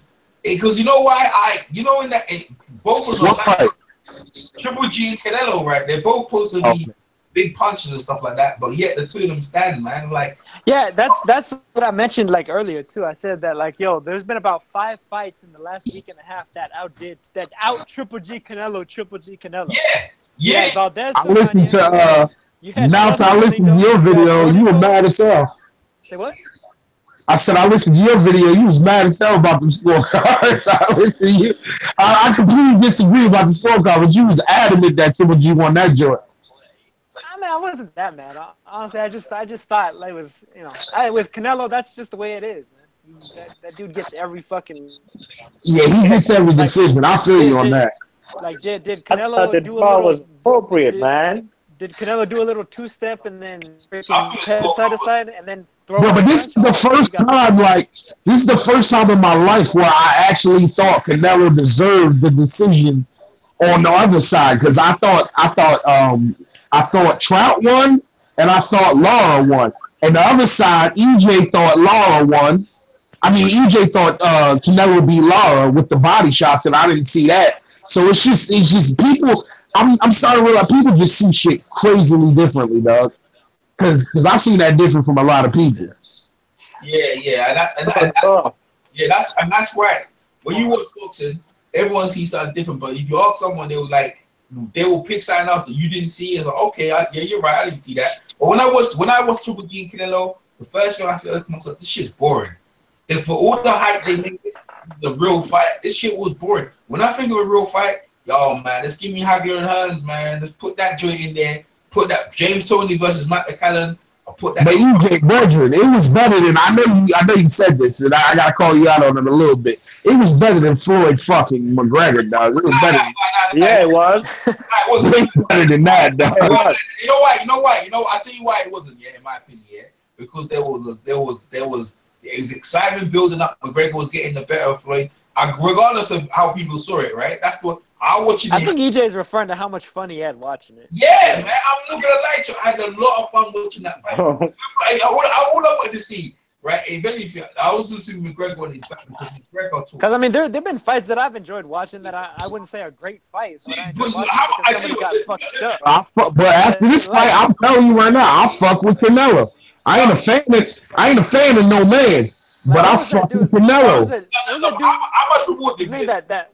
What do you call it? Wait, like David Tua knocking out John Ruiz? I could watch that shit all day because I fucking hate it. Oh yeah, that's the great one. That's the great. That was brutal, dog. That was fucking brutal, dog. Now, how rewarding would it have been if Triple G? How rewarding would it have been if Triple G laid out Canelo or Canelo laid out Triple G? I would have loved that shit. That would have been crazy. That's what I'm trying to say to you. So when I'm talking about conclusive endings, right? I don't know if someone laid out. Well, not even just conclusive endings, but you didn't really see either of them like quite lay it out on the line. Yeah, really. Thank you. There you go. That's why. You know what's bad about that fight though, dog? It wasn't conclusive. I'll give y'all that. Holding back, man. But you know what? Those two are never gonna fucking fight again, bro. And if they do fight again, it's gonna be 2-3 years down the line. Yeah. Canelo's not taking that fight right away. Why would he? He doesn't have to. And Triple G is gonna want the fight, but he ain't gonna get it. And then Triple G's gonna be dilly-dallying around. I don't want to fight Charlo. Even though he's my mandatory, it's gonna be a bunch of fuckery. Triple G's got like 4 mandatories lined up already. I know he's got a gang of mandatory.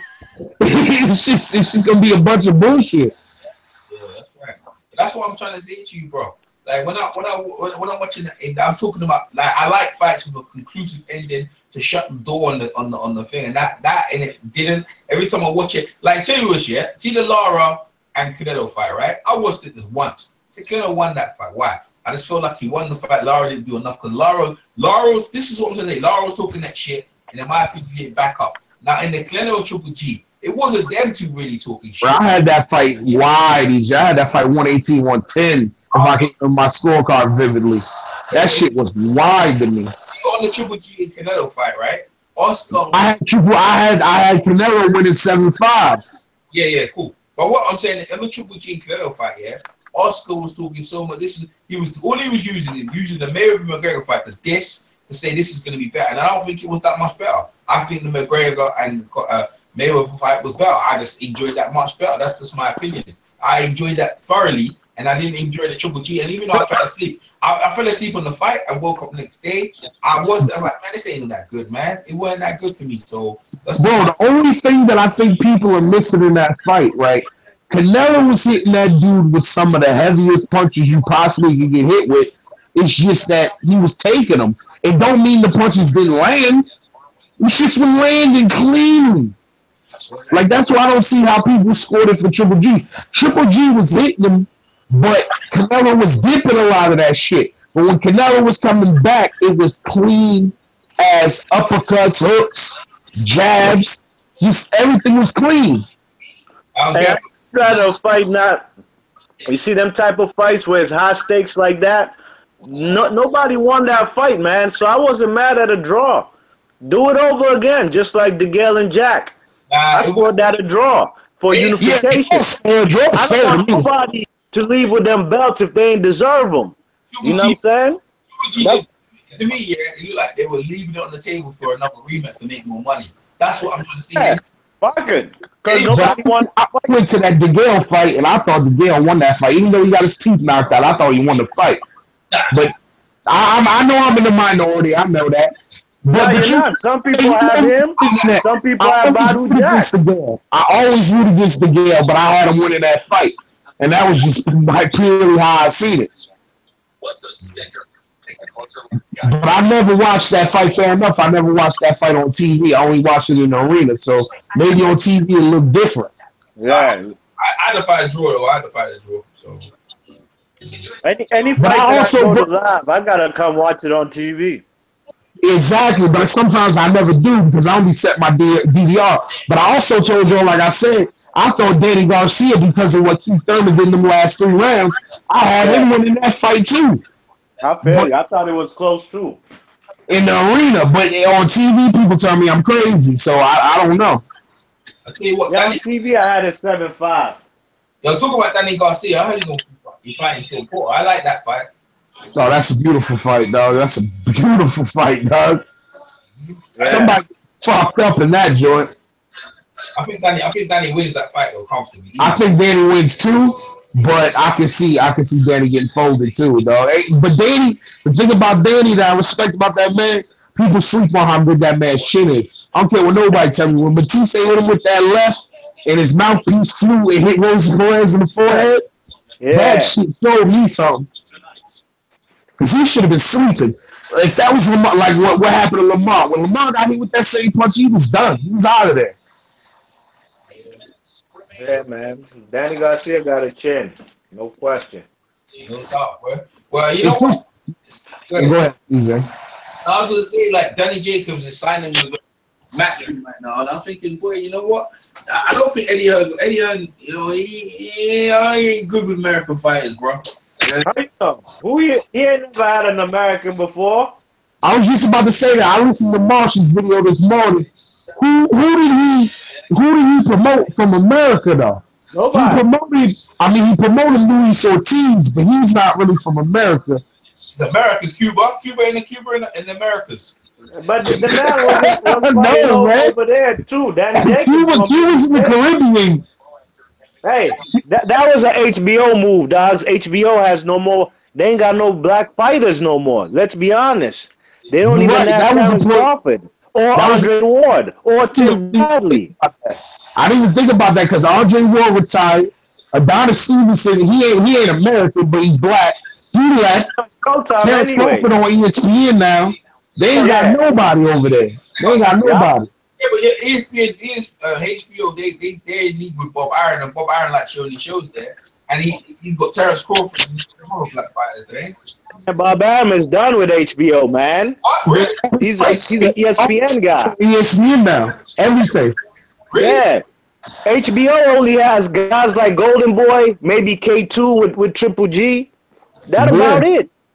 They got a bunch of Russians, and that's about it. Yeah, main events, yeah.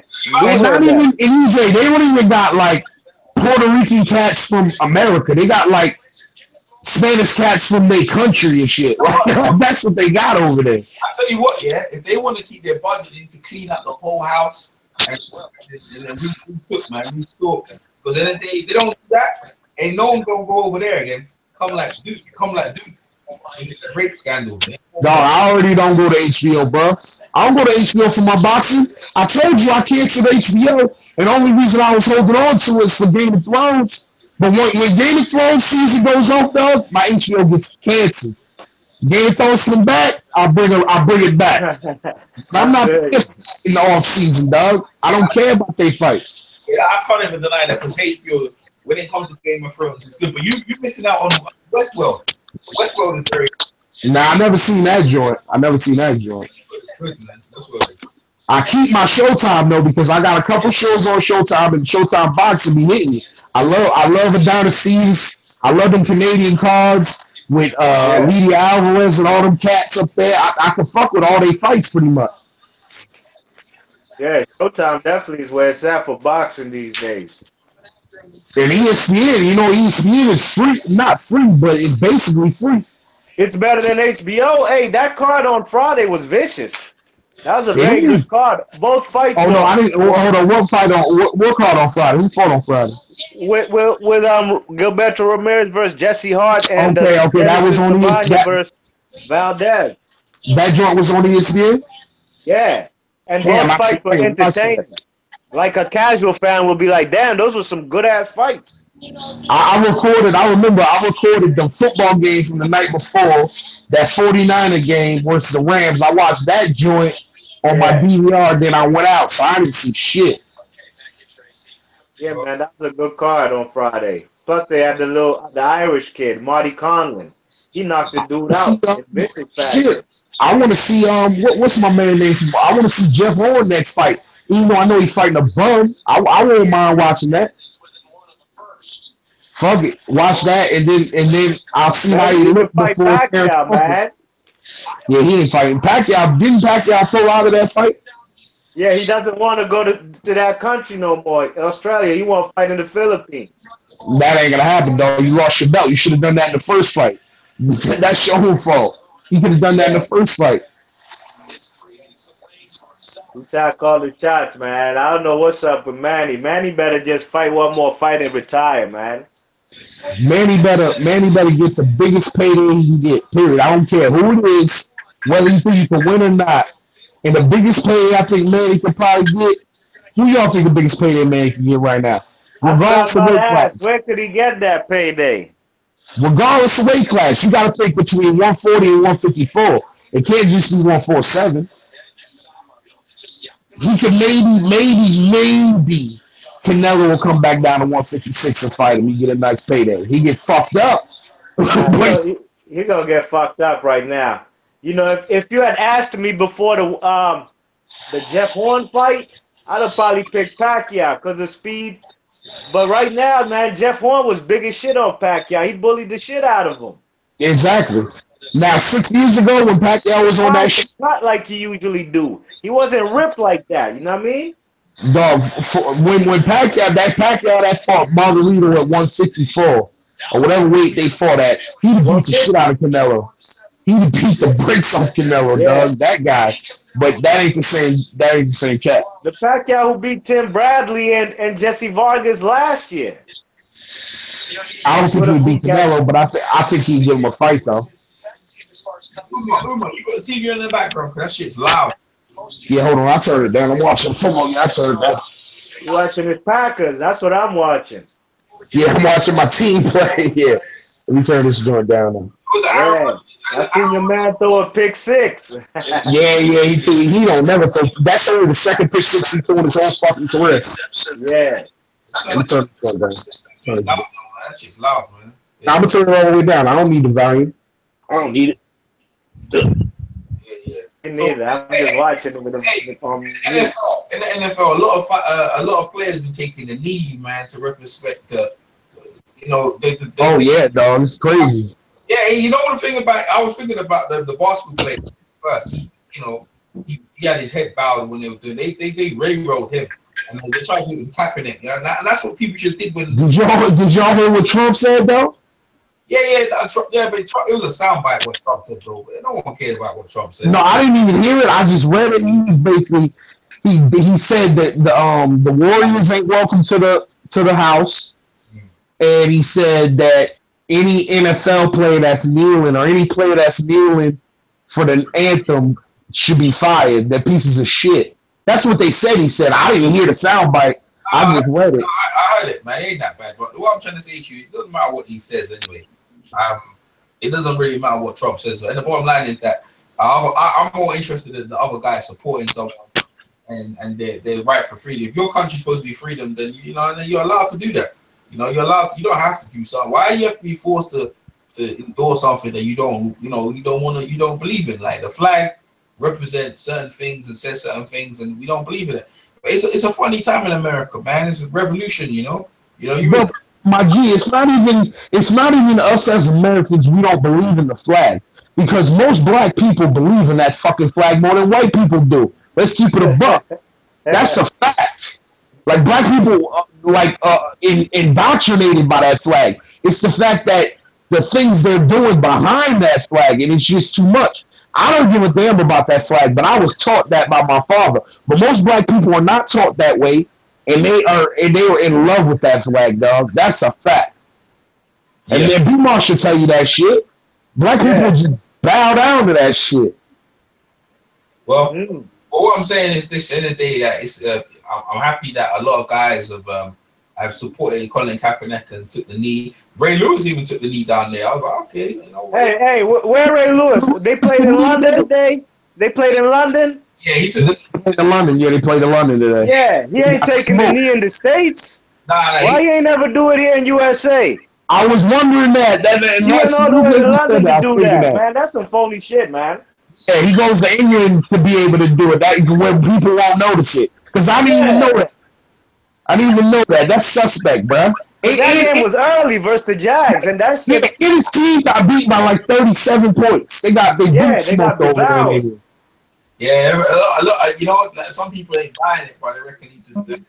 EJ, that would have been a joint for you to go to. You'd have got to see a lot of points scored. Yeah. Usually I watch the NFL, but I haven't got Sky. No more Sky Sports, or I don't. Oh, you got rid of the joint? Yeah. See, EJ, you're a football fan. I don't see why you don't go down there to win one of these days. Spend a little change.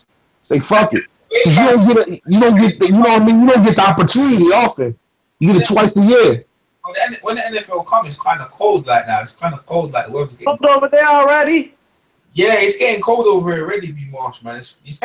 It was hot as shit out here today, man. I was about to say that, B-Marsh. Today was dumb hot. It was like 92 degrees today. It should be cold. Yeah. And it's fall already. It's fall time. That's when my birthday comes up in September, I know the weather's about to cool off. I get happy because I hate the heat. Right, but today, this whole week, matter of fact, has been kind of hot. Yeah. Cold, so I was like, it's too cold. Like every time they do it, it's kind of cold, and I enjoy them coming over because I think they're gonna make an NFL team over here anyway. I'm not too sure what team they said they're gonna do it because they come over every year. They come twice a year usually. Yeah. Last week I went to go see my alma mater. We beat them niggas 65-0. So I really didn't pay attention to the game. We'll keep it real. It was a blowout after like 3 minutes. It was up by like 28 points in 3 minutes. I was like, all right, yeah, I'm just gonna walk around it. I was walking around the stadium looking at all the young ass college girls, my G, the little 18-year-old bros. Yeah, I was like, shit is popping. Let's talk basketball real quick. Yeah, so Westbrook has got some new guys over there. He got Paul George. Yeah, my Knicks, man.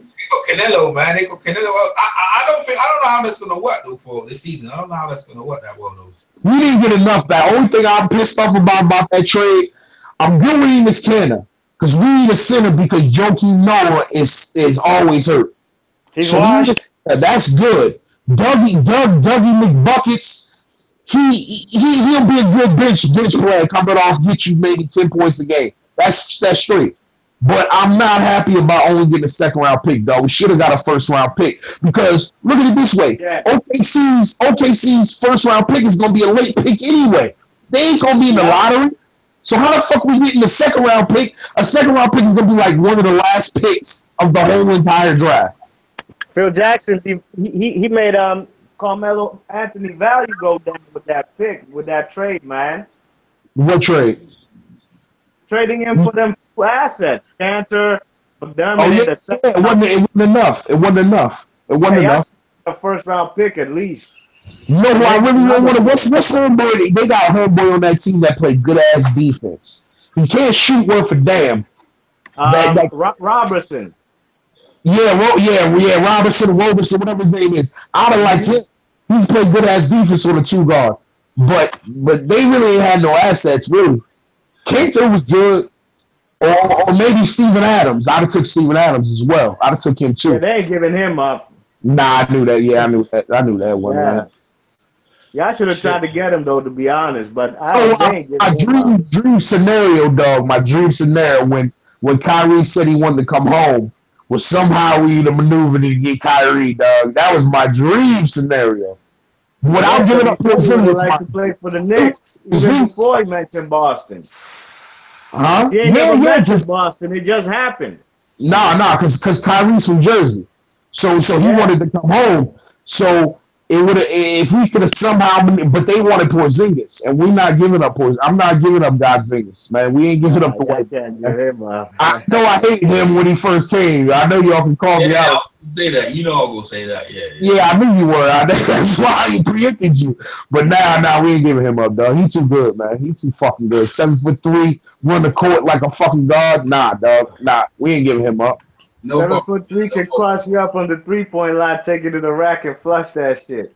Word, that dude, and he can shoot a 3 in your mouth, man. That dude can play. I'm surprised. I thought he was gonna be a bum. That's what I thought. Thought he was gonna be another European bum, random European. But he looked like The he Europeans, you never know, man. They basically hit or miss. You might get a Dirk Nowitzki or even at least a Peja Stojakovic. You know what I mean? we just got the brother from France this past draft. Yeah. I don't know how good he's gonna be, but I'm hoping he'll be all right.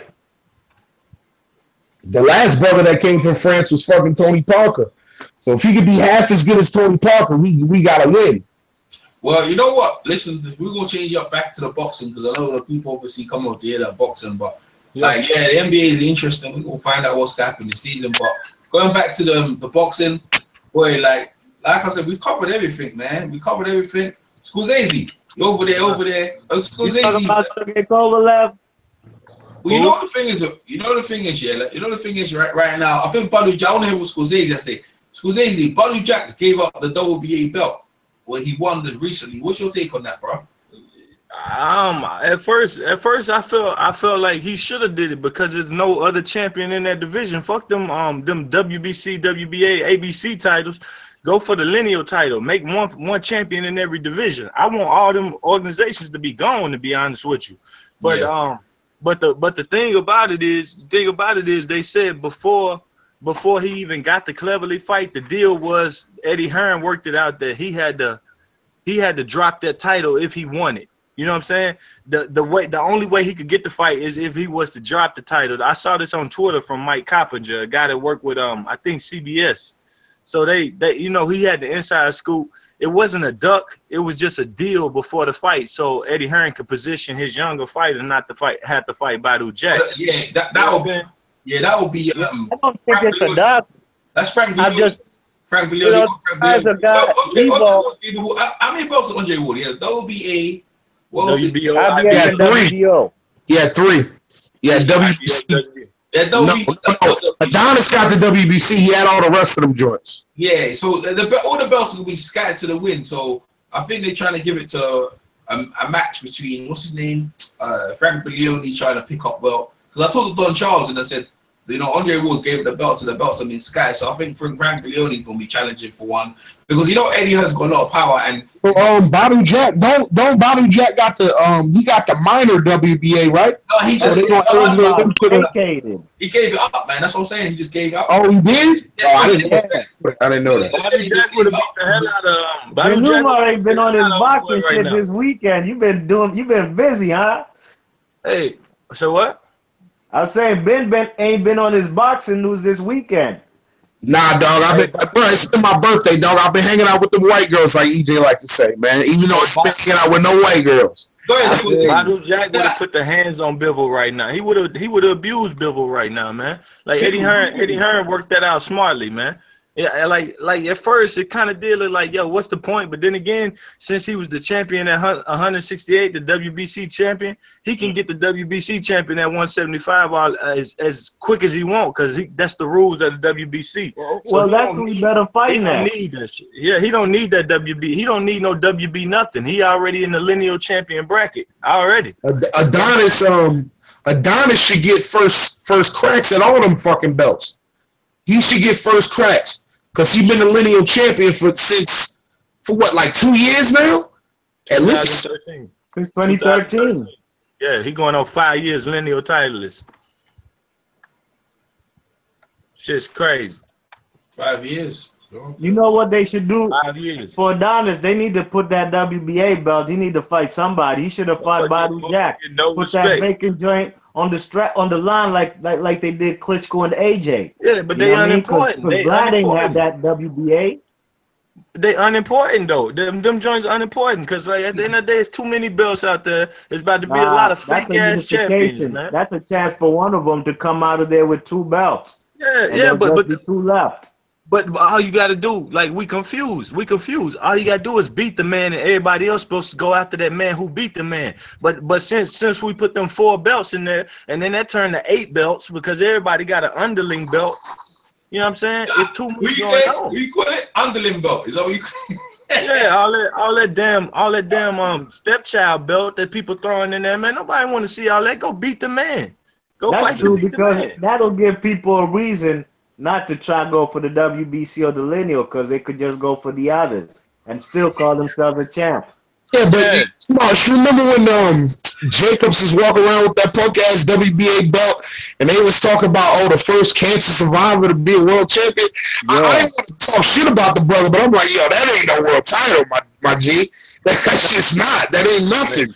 But I'll give Danny Jacobs respect. All through the Triple G build-up press conferences, he ain't bring that belt.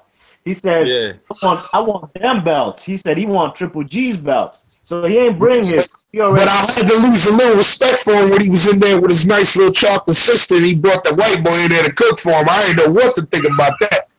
Yeah, Algeria? Yeah, when Algeria came in there cooking chicken and shit, I was like, what the fuck? I don't like that stuff, man. I don't like no man cooking for me, man. I don't like no man cooking for me. I don't like that shit. Only time a man should be cooking is when he on the grill. In the kitchen for a little bit, dog. When you on the grill, man, that's a man's world. What about a professional chef? Who do you say? A professional chef. Oh, well, that's different. Hey, B-Moss, I know you saw a white boy. Touchdown, nigga. I seen it. Yo, what's up? Hey, what's up, PMC? What's up, man? Hey, EJ, I heard you hating on my moves, man. I heard you hating on my moves, man. Nah, I ain't hating on you. Now you was putting the work, man. Like the only thing I'm saying, you man, your trousers half down your leg. Yeah, pull your pants up, young man. Pull your trousers up, young man. Take that back, B. That's some sag. You Jerry Sags from the Nasty Boys. Hey, man, you can't pull your damn pants up with no gloves on, man. I could barely lace up the other glove with the gloves on, man. I was reaching for him. Hey, PMC, what's up, man? Yo, what's up? What y'all talking about? He talking about me. He talking about me whooping the hell out of Roman Gonzalez, like he said I would. He knew it. EJ knew it, man. I put them hands on little 5'5" Roman, bro. Don't play. I can see you training for Chocolito, man. Nah, old boy ruined Chocolito. I wouldn't even want to do him no worse, man. That Thailand nigga put that boy through the mud. Yeah. Body shots. Yo, all right. So PMC, what's your take on Andre Ward? Andre Ward retirement, bro. So what's up with Huey Fury? You want to talk about Andre Ward? All right, no. Go ahead. Talk the Fury, dog. Nah, man. What's up with them crying, man? Yeah, I mean, dude wasn't throwing no punches. He was just throwing that jab. I knew he wasn't gonna do nothing. Like shit, man. You ain't lying, PNC. You ain't lying, bro. That's just you was. Go ahead, PMC. Talk that jab. Go ahead. He couldn't even get Fred Cassie out of there. Come on, man. He jabbed Fred Cassie to death. You know what I'm saying? It was terrible. And then what's up with his back, man? What's up with his dude's back, man? It was like bleeding. Yeah, he go acting. I know. And I ain't even watch it in HD. Yo, man, he need to fix that. I've seen that. Yeah, that was disgusting. Hey, y'all bugging, man. Fury won that fight, dog. Who? Fury ain't winning. I had Fury winning that fight.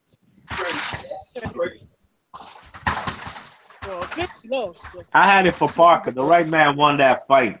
I had Parker missing. Well, I don't like Parker. I'm biased as fuck. I don't like Parker, and I bet some money on that fight. So it is what it is. But I had Parker missing all kinds of punches. You know why he lost money? Because you listen to Dwyer. Yeah. Dwyer. I don't listen to Dwyer no more. I don't listen to Dwyer no more for Man, Dwyer got his shit together, man. Dwyer. Nah, I don't listen. You said I was listening to Dwyer. Crazy like Dwyer. Dog, I don't listen to Dwyer for none of my best. What'd you say, B-March? What'd you say, B-March? Dwyer, I know you fucks with it. Man, Dwyer be, you know, he got a gambling problem, but he know what he talking about. He just be trying to beat the odds too damn much. I listen to him for boxing. He need to listen to himself because he be like, I know he has a beautiful left hook, but with the odds where they are, that man got a G problem, bro. That man can't leave the casino alone, man. Shit, I was about to put some money on it yesterday, but I was too late. The fight was just about to start. On my stream, it hadn't started yet. But they said it was that bet you made on Canelo was lovely, dog. You should have put 100 on that, dog. They told me, get over a gambling problem by decorating your house, man. Dwyer need to hang some damn pictures up, man. Look at his walls, bro. Them just blank as hell, man. Old boy got a gambling problem. Real talk, man. Something wrong with him. Yes, he's a hard degenerate. He's a degenerate gambler, bro. You don't give a fuck. Man, EJ, I turned you into a degenerate gambler, man. I don't gamble no more. I don't put no money down. Yo, EJ, what in the UK? For about 6 months, EJ was a horrible gambler. He was losing every time. EJ started betting on horses and shit. Get your ass out of there. Hey, what you say? Hey, go ahead, PMC. What you say? What they saying over in the UK, man? Because man, mute them fellas. Them fellas join loud. Go ahead, PMC. I didn't hear what you said. Yo, PMC, you gotta fix that mic, brethren. That can sound low. I can hear it. Scorsese was hitting the punching back. Go ahead, Scorsese. Go ahead, PMC. Yo, I'm right into the mic. Can you hear me? I can hear you. Yeah, I can hear you. Go ahead. All right. Yeah, I was wondering what the UK guys, what they saying. Is it a robbery? Because Hennessy was talking about he's gonna do an appeal and everything. Man, you full of shit, man. You need to watch the comments on the IFL video. Read the comments, man. That told you how people in the UK feel. You full of shit. No robbery. It wasn't a robbery. That's crazy. It wasn't no fucking robbery. No. Nah, I had it the other way, but I'm not gonna call that ain't no robbery. There's a difference. You full of shit, man. You full of shit. From what I saw, I saw that fight was boring as all. That fight was boring. Oh yeah, it was horrible. It was horrible. And that's how I know it was horrible because I forgot I watched that shit because that's the only 2 fights I watched this weekend. It was that joint and the Dorticos joint. Yeah. Go ahead. That fight was one of the best. Go ahead, PMC. You said you forgot. Huh? What? Umar said he forgot. Forgot he what?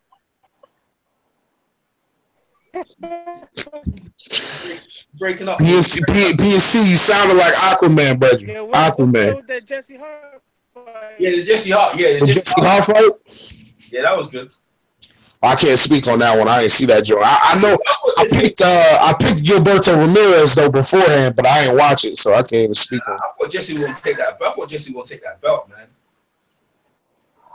Disappointed. You know what I mean? Yeah, he fought a tough fight, man. That fella Jesse, he pushed the envelope, He even hurt the man Gilberto. But he just lost too many rounds, you know what I mean? Yeah. But actually, if it wasn't for the knockdown, it would probably draw. Yeah, I saw him in another fight, and I'm thinking, man, this guy got a chance. You should be kinking, bro. You should be chopping out. Oh yeah. Yo, not B-Much. PNC is funny, yo, because whenever PNC comes on, either his mic is dumb loud or dumb low. There's no in between. Yeah. Nah, this shit be stuttering. Man, it be stuttering like. You remember when he was on there with Beats? His shit was like a speaker. Beats was getting tight. That shit was crazy loud. Yeah, when you was getting at Beats, man, your shit was loud, man. Beats was getting, that shit was funny. Beats is happily got in his hangout. Like, Beats, see, the thing is, on Sunday, I was like, man, I'm going to do a wrap-up. And that's when I started uploaded the Hangout. B sent me a link for his joint. I'm like, man, I already got my own joint going on. Yo, EJ Benjamin, send me a link to Beast's joint. I need to go over there and say what up to him, and I'll come right back over here. Yeah, man, just jump over, man. He's in the chat. Go in the comment section. You see, go ahead, jump in. I can't, dog. My phone got stolen this weekend, so my shit all fucked up. I don't got my Skype. I don't got nothing. You gotta send me that shit directly. One more. I don't got nothing. I barely got my Hangouts. Send me where the link at. Somebody. Don't worry about this. Don't worry about it. Yo, mute here. Go find Beast and watch your YouTube. Don't worry about it. Yo, EJ the worst, yo. I want to say what up to the brother. I don't want to be, disrespectful. Yo, my shit is live right now, and my fans want to hear EJ talk. Like, they want to hear me. You know what I'm saying? I got my shit going. Go ahead, PMC. Shit, I forgot what I was talking about now. Now, we were talking about you and Daniel. We thought you and Daniel part 2. That's what we were talking about earlier on, man. Oh, yeah, me, EJ, and B-Moss ready to put the money up for that boxing match, bro. We had that shit wherever y'all want to, bro. Yeah. Yeah, right. That little debate, that little argument you had, man. PNC, you from Philly, right? Huh? You from Philly, right? Or Chicago? No, Chicago. Chicago, all right. So he from Long Island. I'll work his corner. I'm gonna be rooting for you anyway because you the brother, but I'll work his corner. we take care of it. He's from Miami, yeah. But listen to this, right? So we was talking about Colin Kaepernick getting support from all the brothers in the NFL, like Donald Trump talking that shit. And I'm saying it was a good thing. What's your take on that, PMC, real quick? What, the NFL thing? Yeah, like Ray Lewis even took a knee today in England. He took a knee over. I don't know, man. I think it's overblown. I don't think they know what the hell they need him for. So I mean, at the end of the day, they work for somebody. At the end of the day, so so I don't know, man. So. Stay away from that. You stay away. I mean, you're free to do what you want, but at the same time, it's like you had guys fighting for real causes back in the day. They stood for something and meant for something. Now I'm not even sure what the hell they mean for. Shit. So you know what I'm saying? So it's different. They're not like Ali or that one Olympic team that didn't want they gold medals and stuff like that. A lot of stuff. 68 Olympics. They got one dude getting the White House or whatever like that, and they lose their mind. I was like, shit. So, fair enough. Then, but that's No.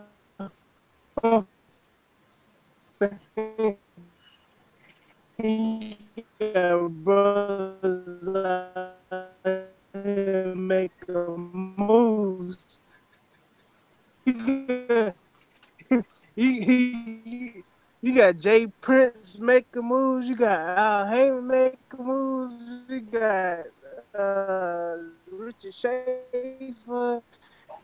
All these minorities making moves. Somebody else. Like Ain't going in and out. I can't even hear you. like that. I'm like, yeah. You should be breaking up. I don't know what's doing it, so I don't know what's about now.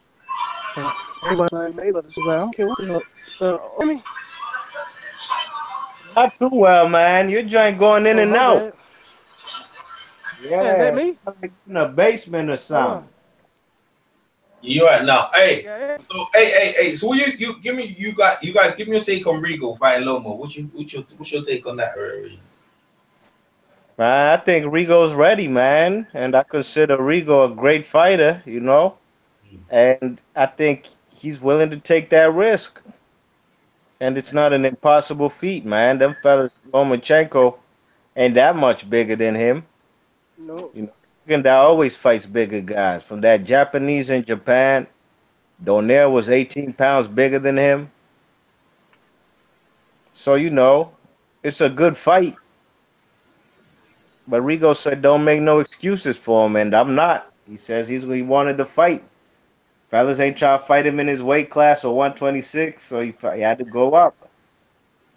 Yeah. I like Rigo, man. But Rigo, if Lomo beats him, I'm gonna give if Lomo beats Rigo, I'm gonna give him respect. Like, but I expect Rigo to pull that off, man. I mean, we the only ones probably. The casuals, they gonna see Rigo don't care stinking at the place, man. As long as he wins, he got the same attitude as Ward, man. He don't care. Yo, man, it's gonna be Yeah. timing. It's gonna be time. He's gonna time every time he pop in and out. Yeah, that's what I see. I see the timing, him being a counterpuncher, and Lomachenko is not a counterpuncher per se. Sometimes he does, maybe depending on the fighter in front of him. But he Yeah, comes forward for the most part. He comes forward, Lomachenko. You know what I mean? right. Trying to beat you with combinations. Um, so Rigonda, I think, is gonna be just timing this guy and just landing with the more power shots. You know what I mean? Yeah, unless Rigo's shot. Yeah. What's that noise? So sorry, my fault, my bad. Yeah, go ahead, sir. Figured that out. But even though he wasn't in the ring or he had a fight lined up, you always hear him about like being in the gym. You know what I'm saying? He's always been like in the gym somewhere, training. So Yep. I never heard him, being overweight or anything like that. I always hear him like you hear stories about him being in the gym. Yeah, So that's it right. sounds like he. Yeah. It should be a very high tech fight. Yeah. No, so I'm looking forward to that joint right there. Hey man, I'm gonna put this out real quick. But yeah, did y'all know Dubois was sparring with Wilder? Yeah, really recently. Oh, y'all knew about that already? I ain't know about that. No, I didn't know about that. Yeah, yeah, it was recently. But I Cause catch. Go The ahead. boys here in the States for I, that. I have no idea where he went. I was like, I'm trying to figure that out. Cause on the Boxing Voice, Oh, Wilder ain't going nowhere. He got a team. That fight's in yeah, November. yeah. But thing is, Fights in he was. less than 2 months. Hold on, let me finish. No, this the thing. Deontay Wilder's trainer, that white guy, what his name is? God, what his name is? Yeah, I But know him. anyway, yeah. Long story short, he was talking about how Wilder had jumped in there with Dubois after being off for a while. He said Dubois was for a fight or whatever like that. Wilder wanted to help him out, Mm. and so he sparred like quite a few rounds with, and then some other guys. So and then Yeah, but I thought you gonna tell me whip that ass. That's what I want to hear. I thought you gonna get to the player. I mean, nah, just saying like did he went to England or what, man? So I was like, shoot. He he's was like, part of it's funny. Isaac Chamberlain. He's part of a lot of guys over here. Wilder's cool on the sparring partners, though. That some of them he don't like. But There's also sparring Lenroy Thomas, right? yeah, see, Wilder does that, man. He over in the UK all the time, man. Like, I mean, look, man, he over here all the time, Yeah. man. So I ain't surprised about it. I wanted to hear he done knocked that or Dubois knocked his ass out. That's what I wanted to. Hey, TJ, have you seen him? Who that Wilder? Yeah. Yeah, I see him when he came over here. I see him when he came over here when he came over for the Joshua Klitschko one. That's the first time I actually saw him. You know what I mean? I didn't really go up to him because he was over there with his brother, and his brother looks crazy. So I said, fuck that. I ain't got time for that shit. His brother looked like a mad foaming dog. He over there, Wilder, Marcellus Wilder. he's fucking crazy, bro. He's fucking crazy. Him and his crew, they look like they're gonna fuck people up. You know that you're on that American shit where it's like, ah, man, I'm gonna fuck them UK niggas up, man. That's it. It's like I ain't getting myself involved, man. Some of y'all get like that. Like y'all think you coming from the UK, y'all think we're soft or something like that. So I didn't get involved, man. You know what I mean? So I'm gonna come over there and start a riot. yeah, that's how y'all are, man. You see, like you feel like you Christopher Columbus and shit. Like so, coming over here trying to whoop the natives. So that's how Wilder and his brother and them lot, they'll walk in the road like some mad dogs, and people was just following up and down the road. They were getting mad attention and shit. But I think they were looking for shorties. All it's just PMN too. There was a lot of men just chasing them though. True. Yeah, My point. But my point about the whole sparring thing was, it sounded as if like Wilder might have been rusty, and maybe Dubois was getting the best of him because the trainer was like each round Wilder was getting better and better. I'm like, what? I'm like, isn't it supposed to be the opposite way around? The Wilder's getting better and better. Boy ain't that good though, man. He ain't that good. I seen him spot Derek Zoro when he was 16, and Derek could be both of him, man. The guy's slow, man. Like, you see him, yeah. He ain't got no. That guy can't talk, man. Having a conversation is a struggle, bro. I think he got one of them. You know, one of them kids. They got that lisp. Well, not really, Yeah. but they got that stunt of talk. He got that joint, man.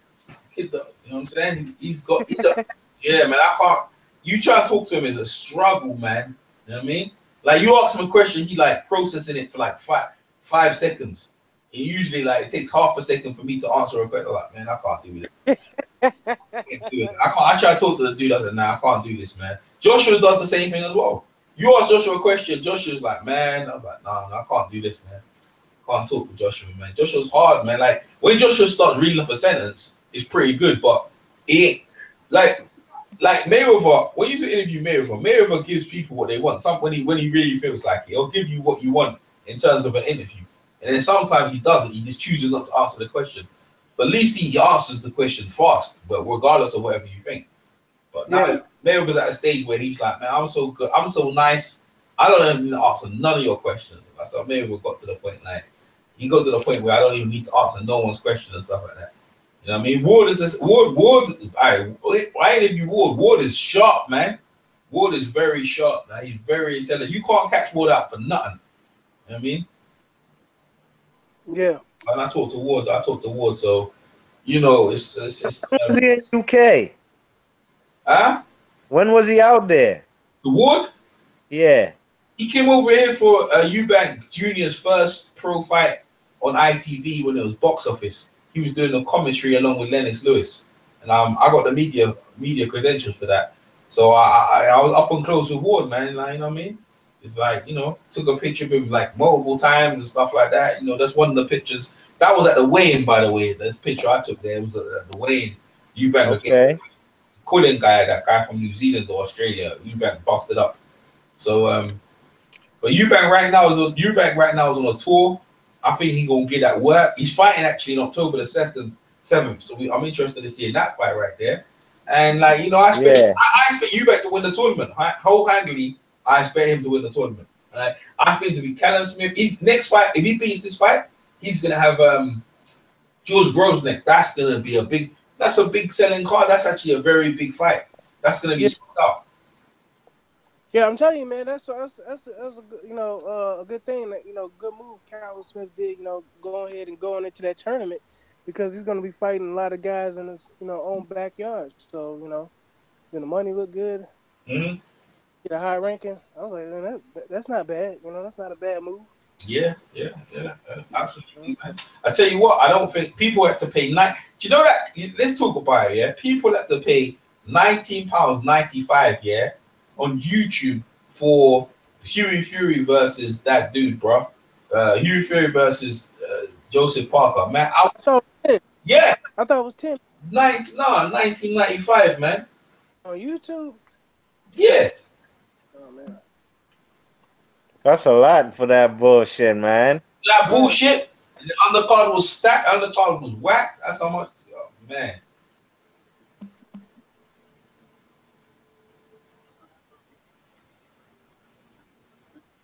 Terrible, man.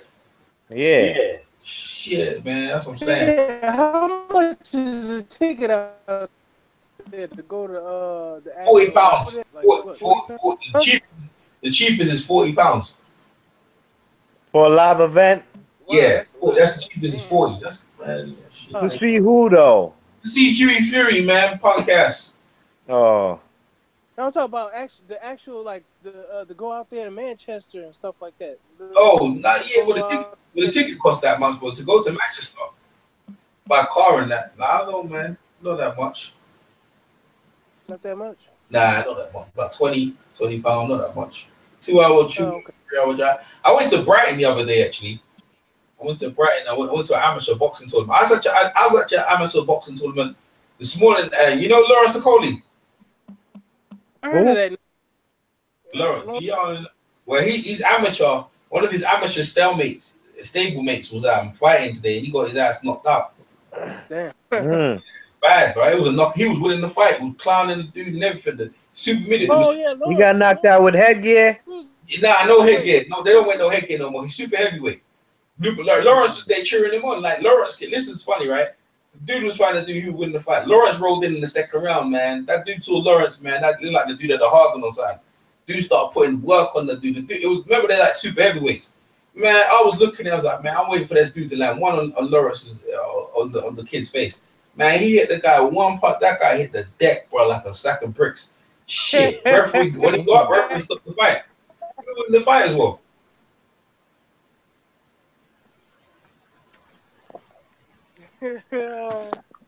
Boxing's funny like that. I knew it already though, cause I can tell, man. See, Daniel Dubois, he ain't got no chin, dog. He ain't got no chin, for real.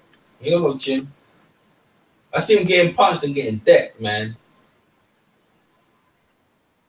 Yo, you be watching him like that? The inside I see him, man. Listen, see me?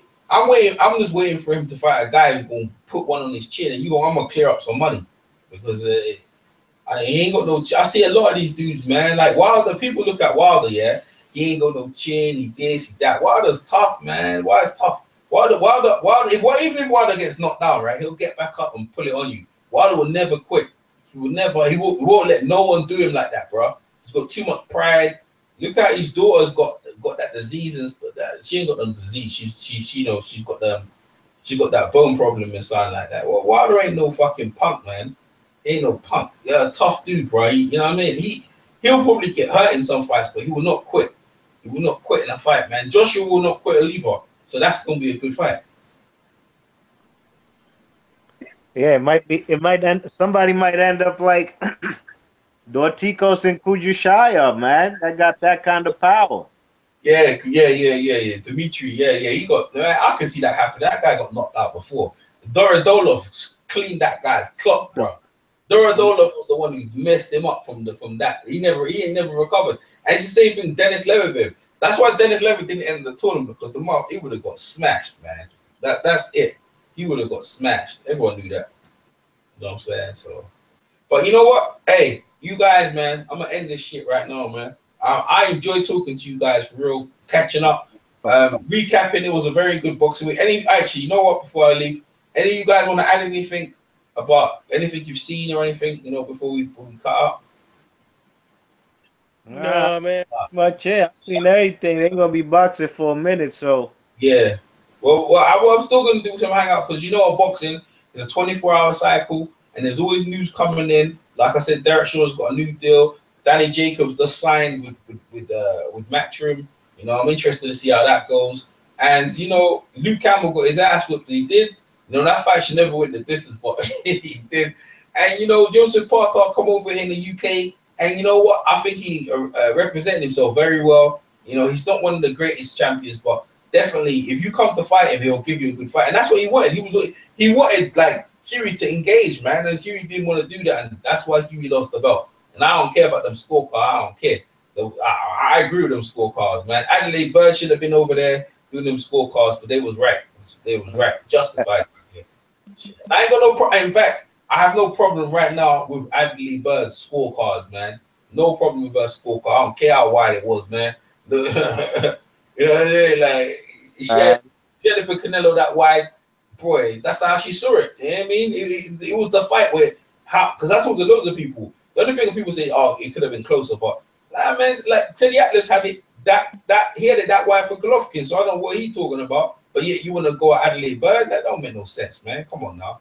Like how can you have Golovkin the same margin as well? Come on, man. You must be crazy. that fight was a draw. That's right. It was a draw, Chris. B-Moss. That's right. It was a draw. So that's it. All right, man. That's it, man. I enjoyed this hangout. So tribute to Andre Ward. I put myself out there like that. I don't usually have my pictures right there on no hangout, but I thought I'll show you that. Now I met Andre Ward. He was a first-class guy coming over in the UK. Andre Ward's just a cool dude, and man, he retired, and hopefully he enjoys his career after boxing. And he was a great ambassador, man. So I'm happy Andre Ward's retired, and we see what happens with the light heavyweight division and who's going to pick up the belts from B Marsh, from EJ Boxing Live, from PMC, from Low Pace. from Nauta TV. Who else came over? I think that, from Ben Umar. We'll catch you on the next one. Peace. Peace.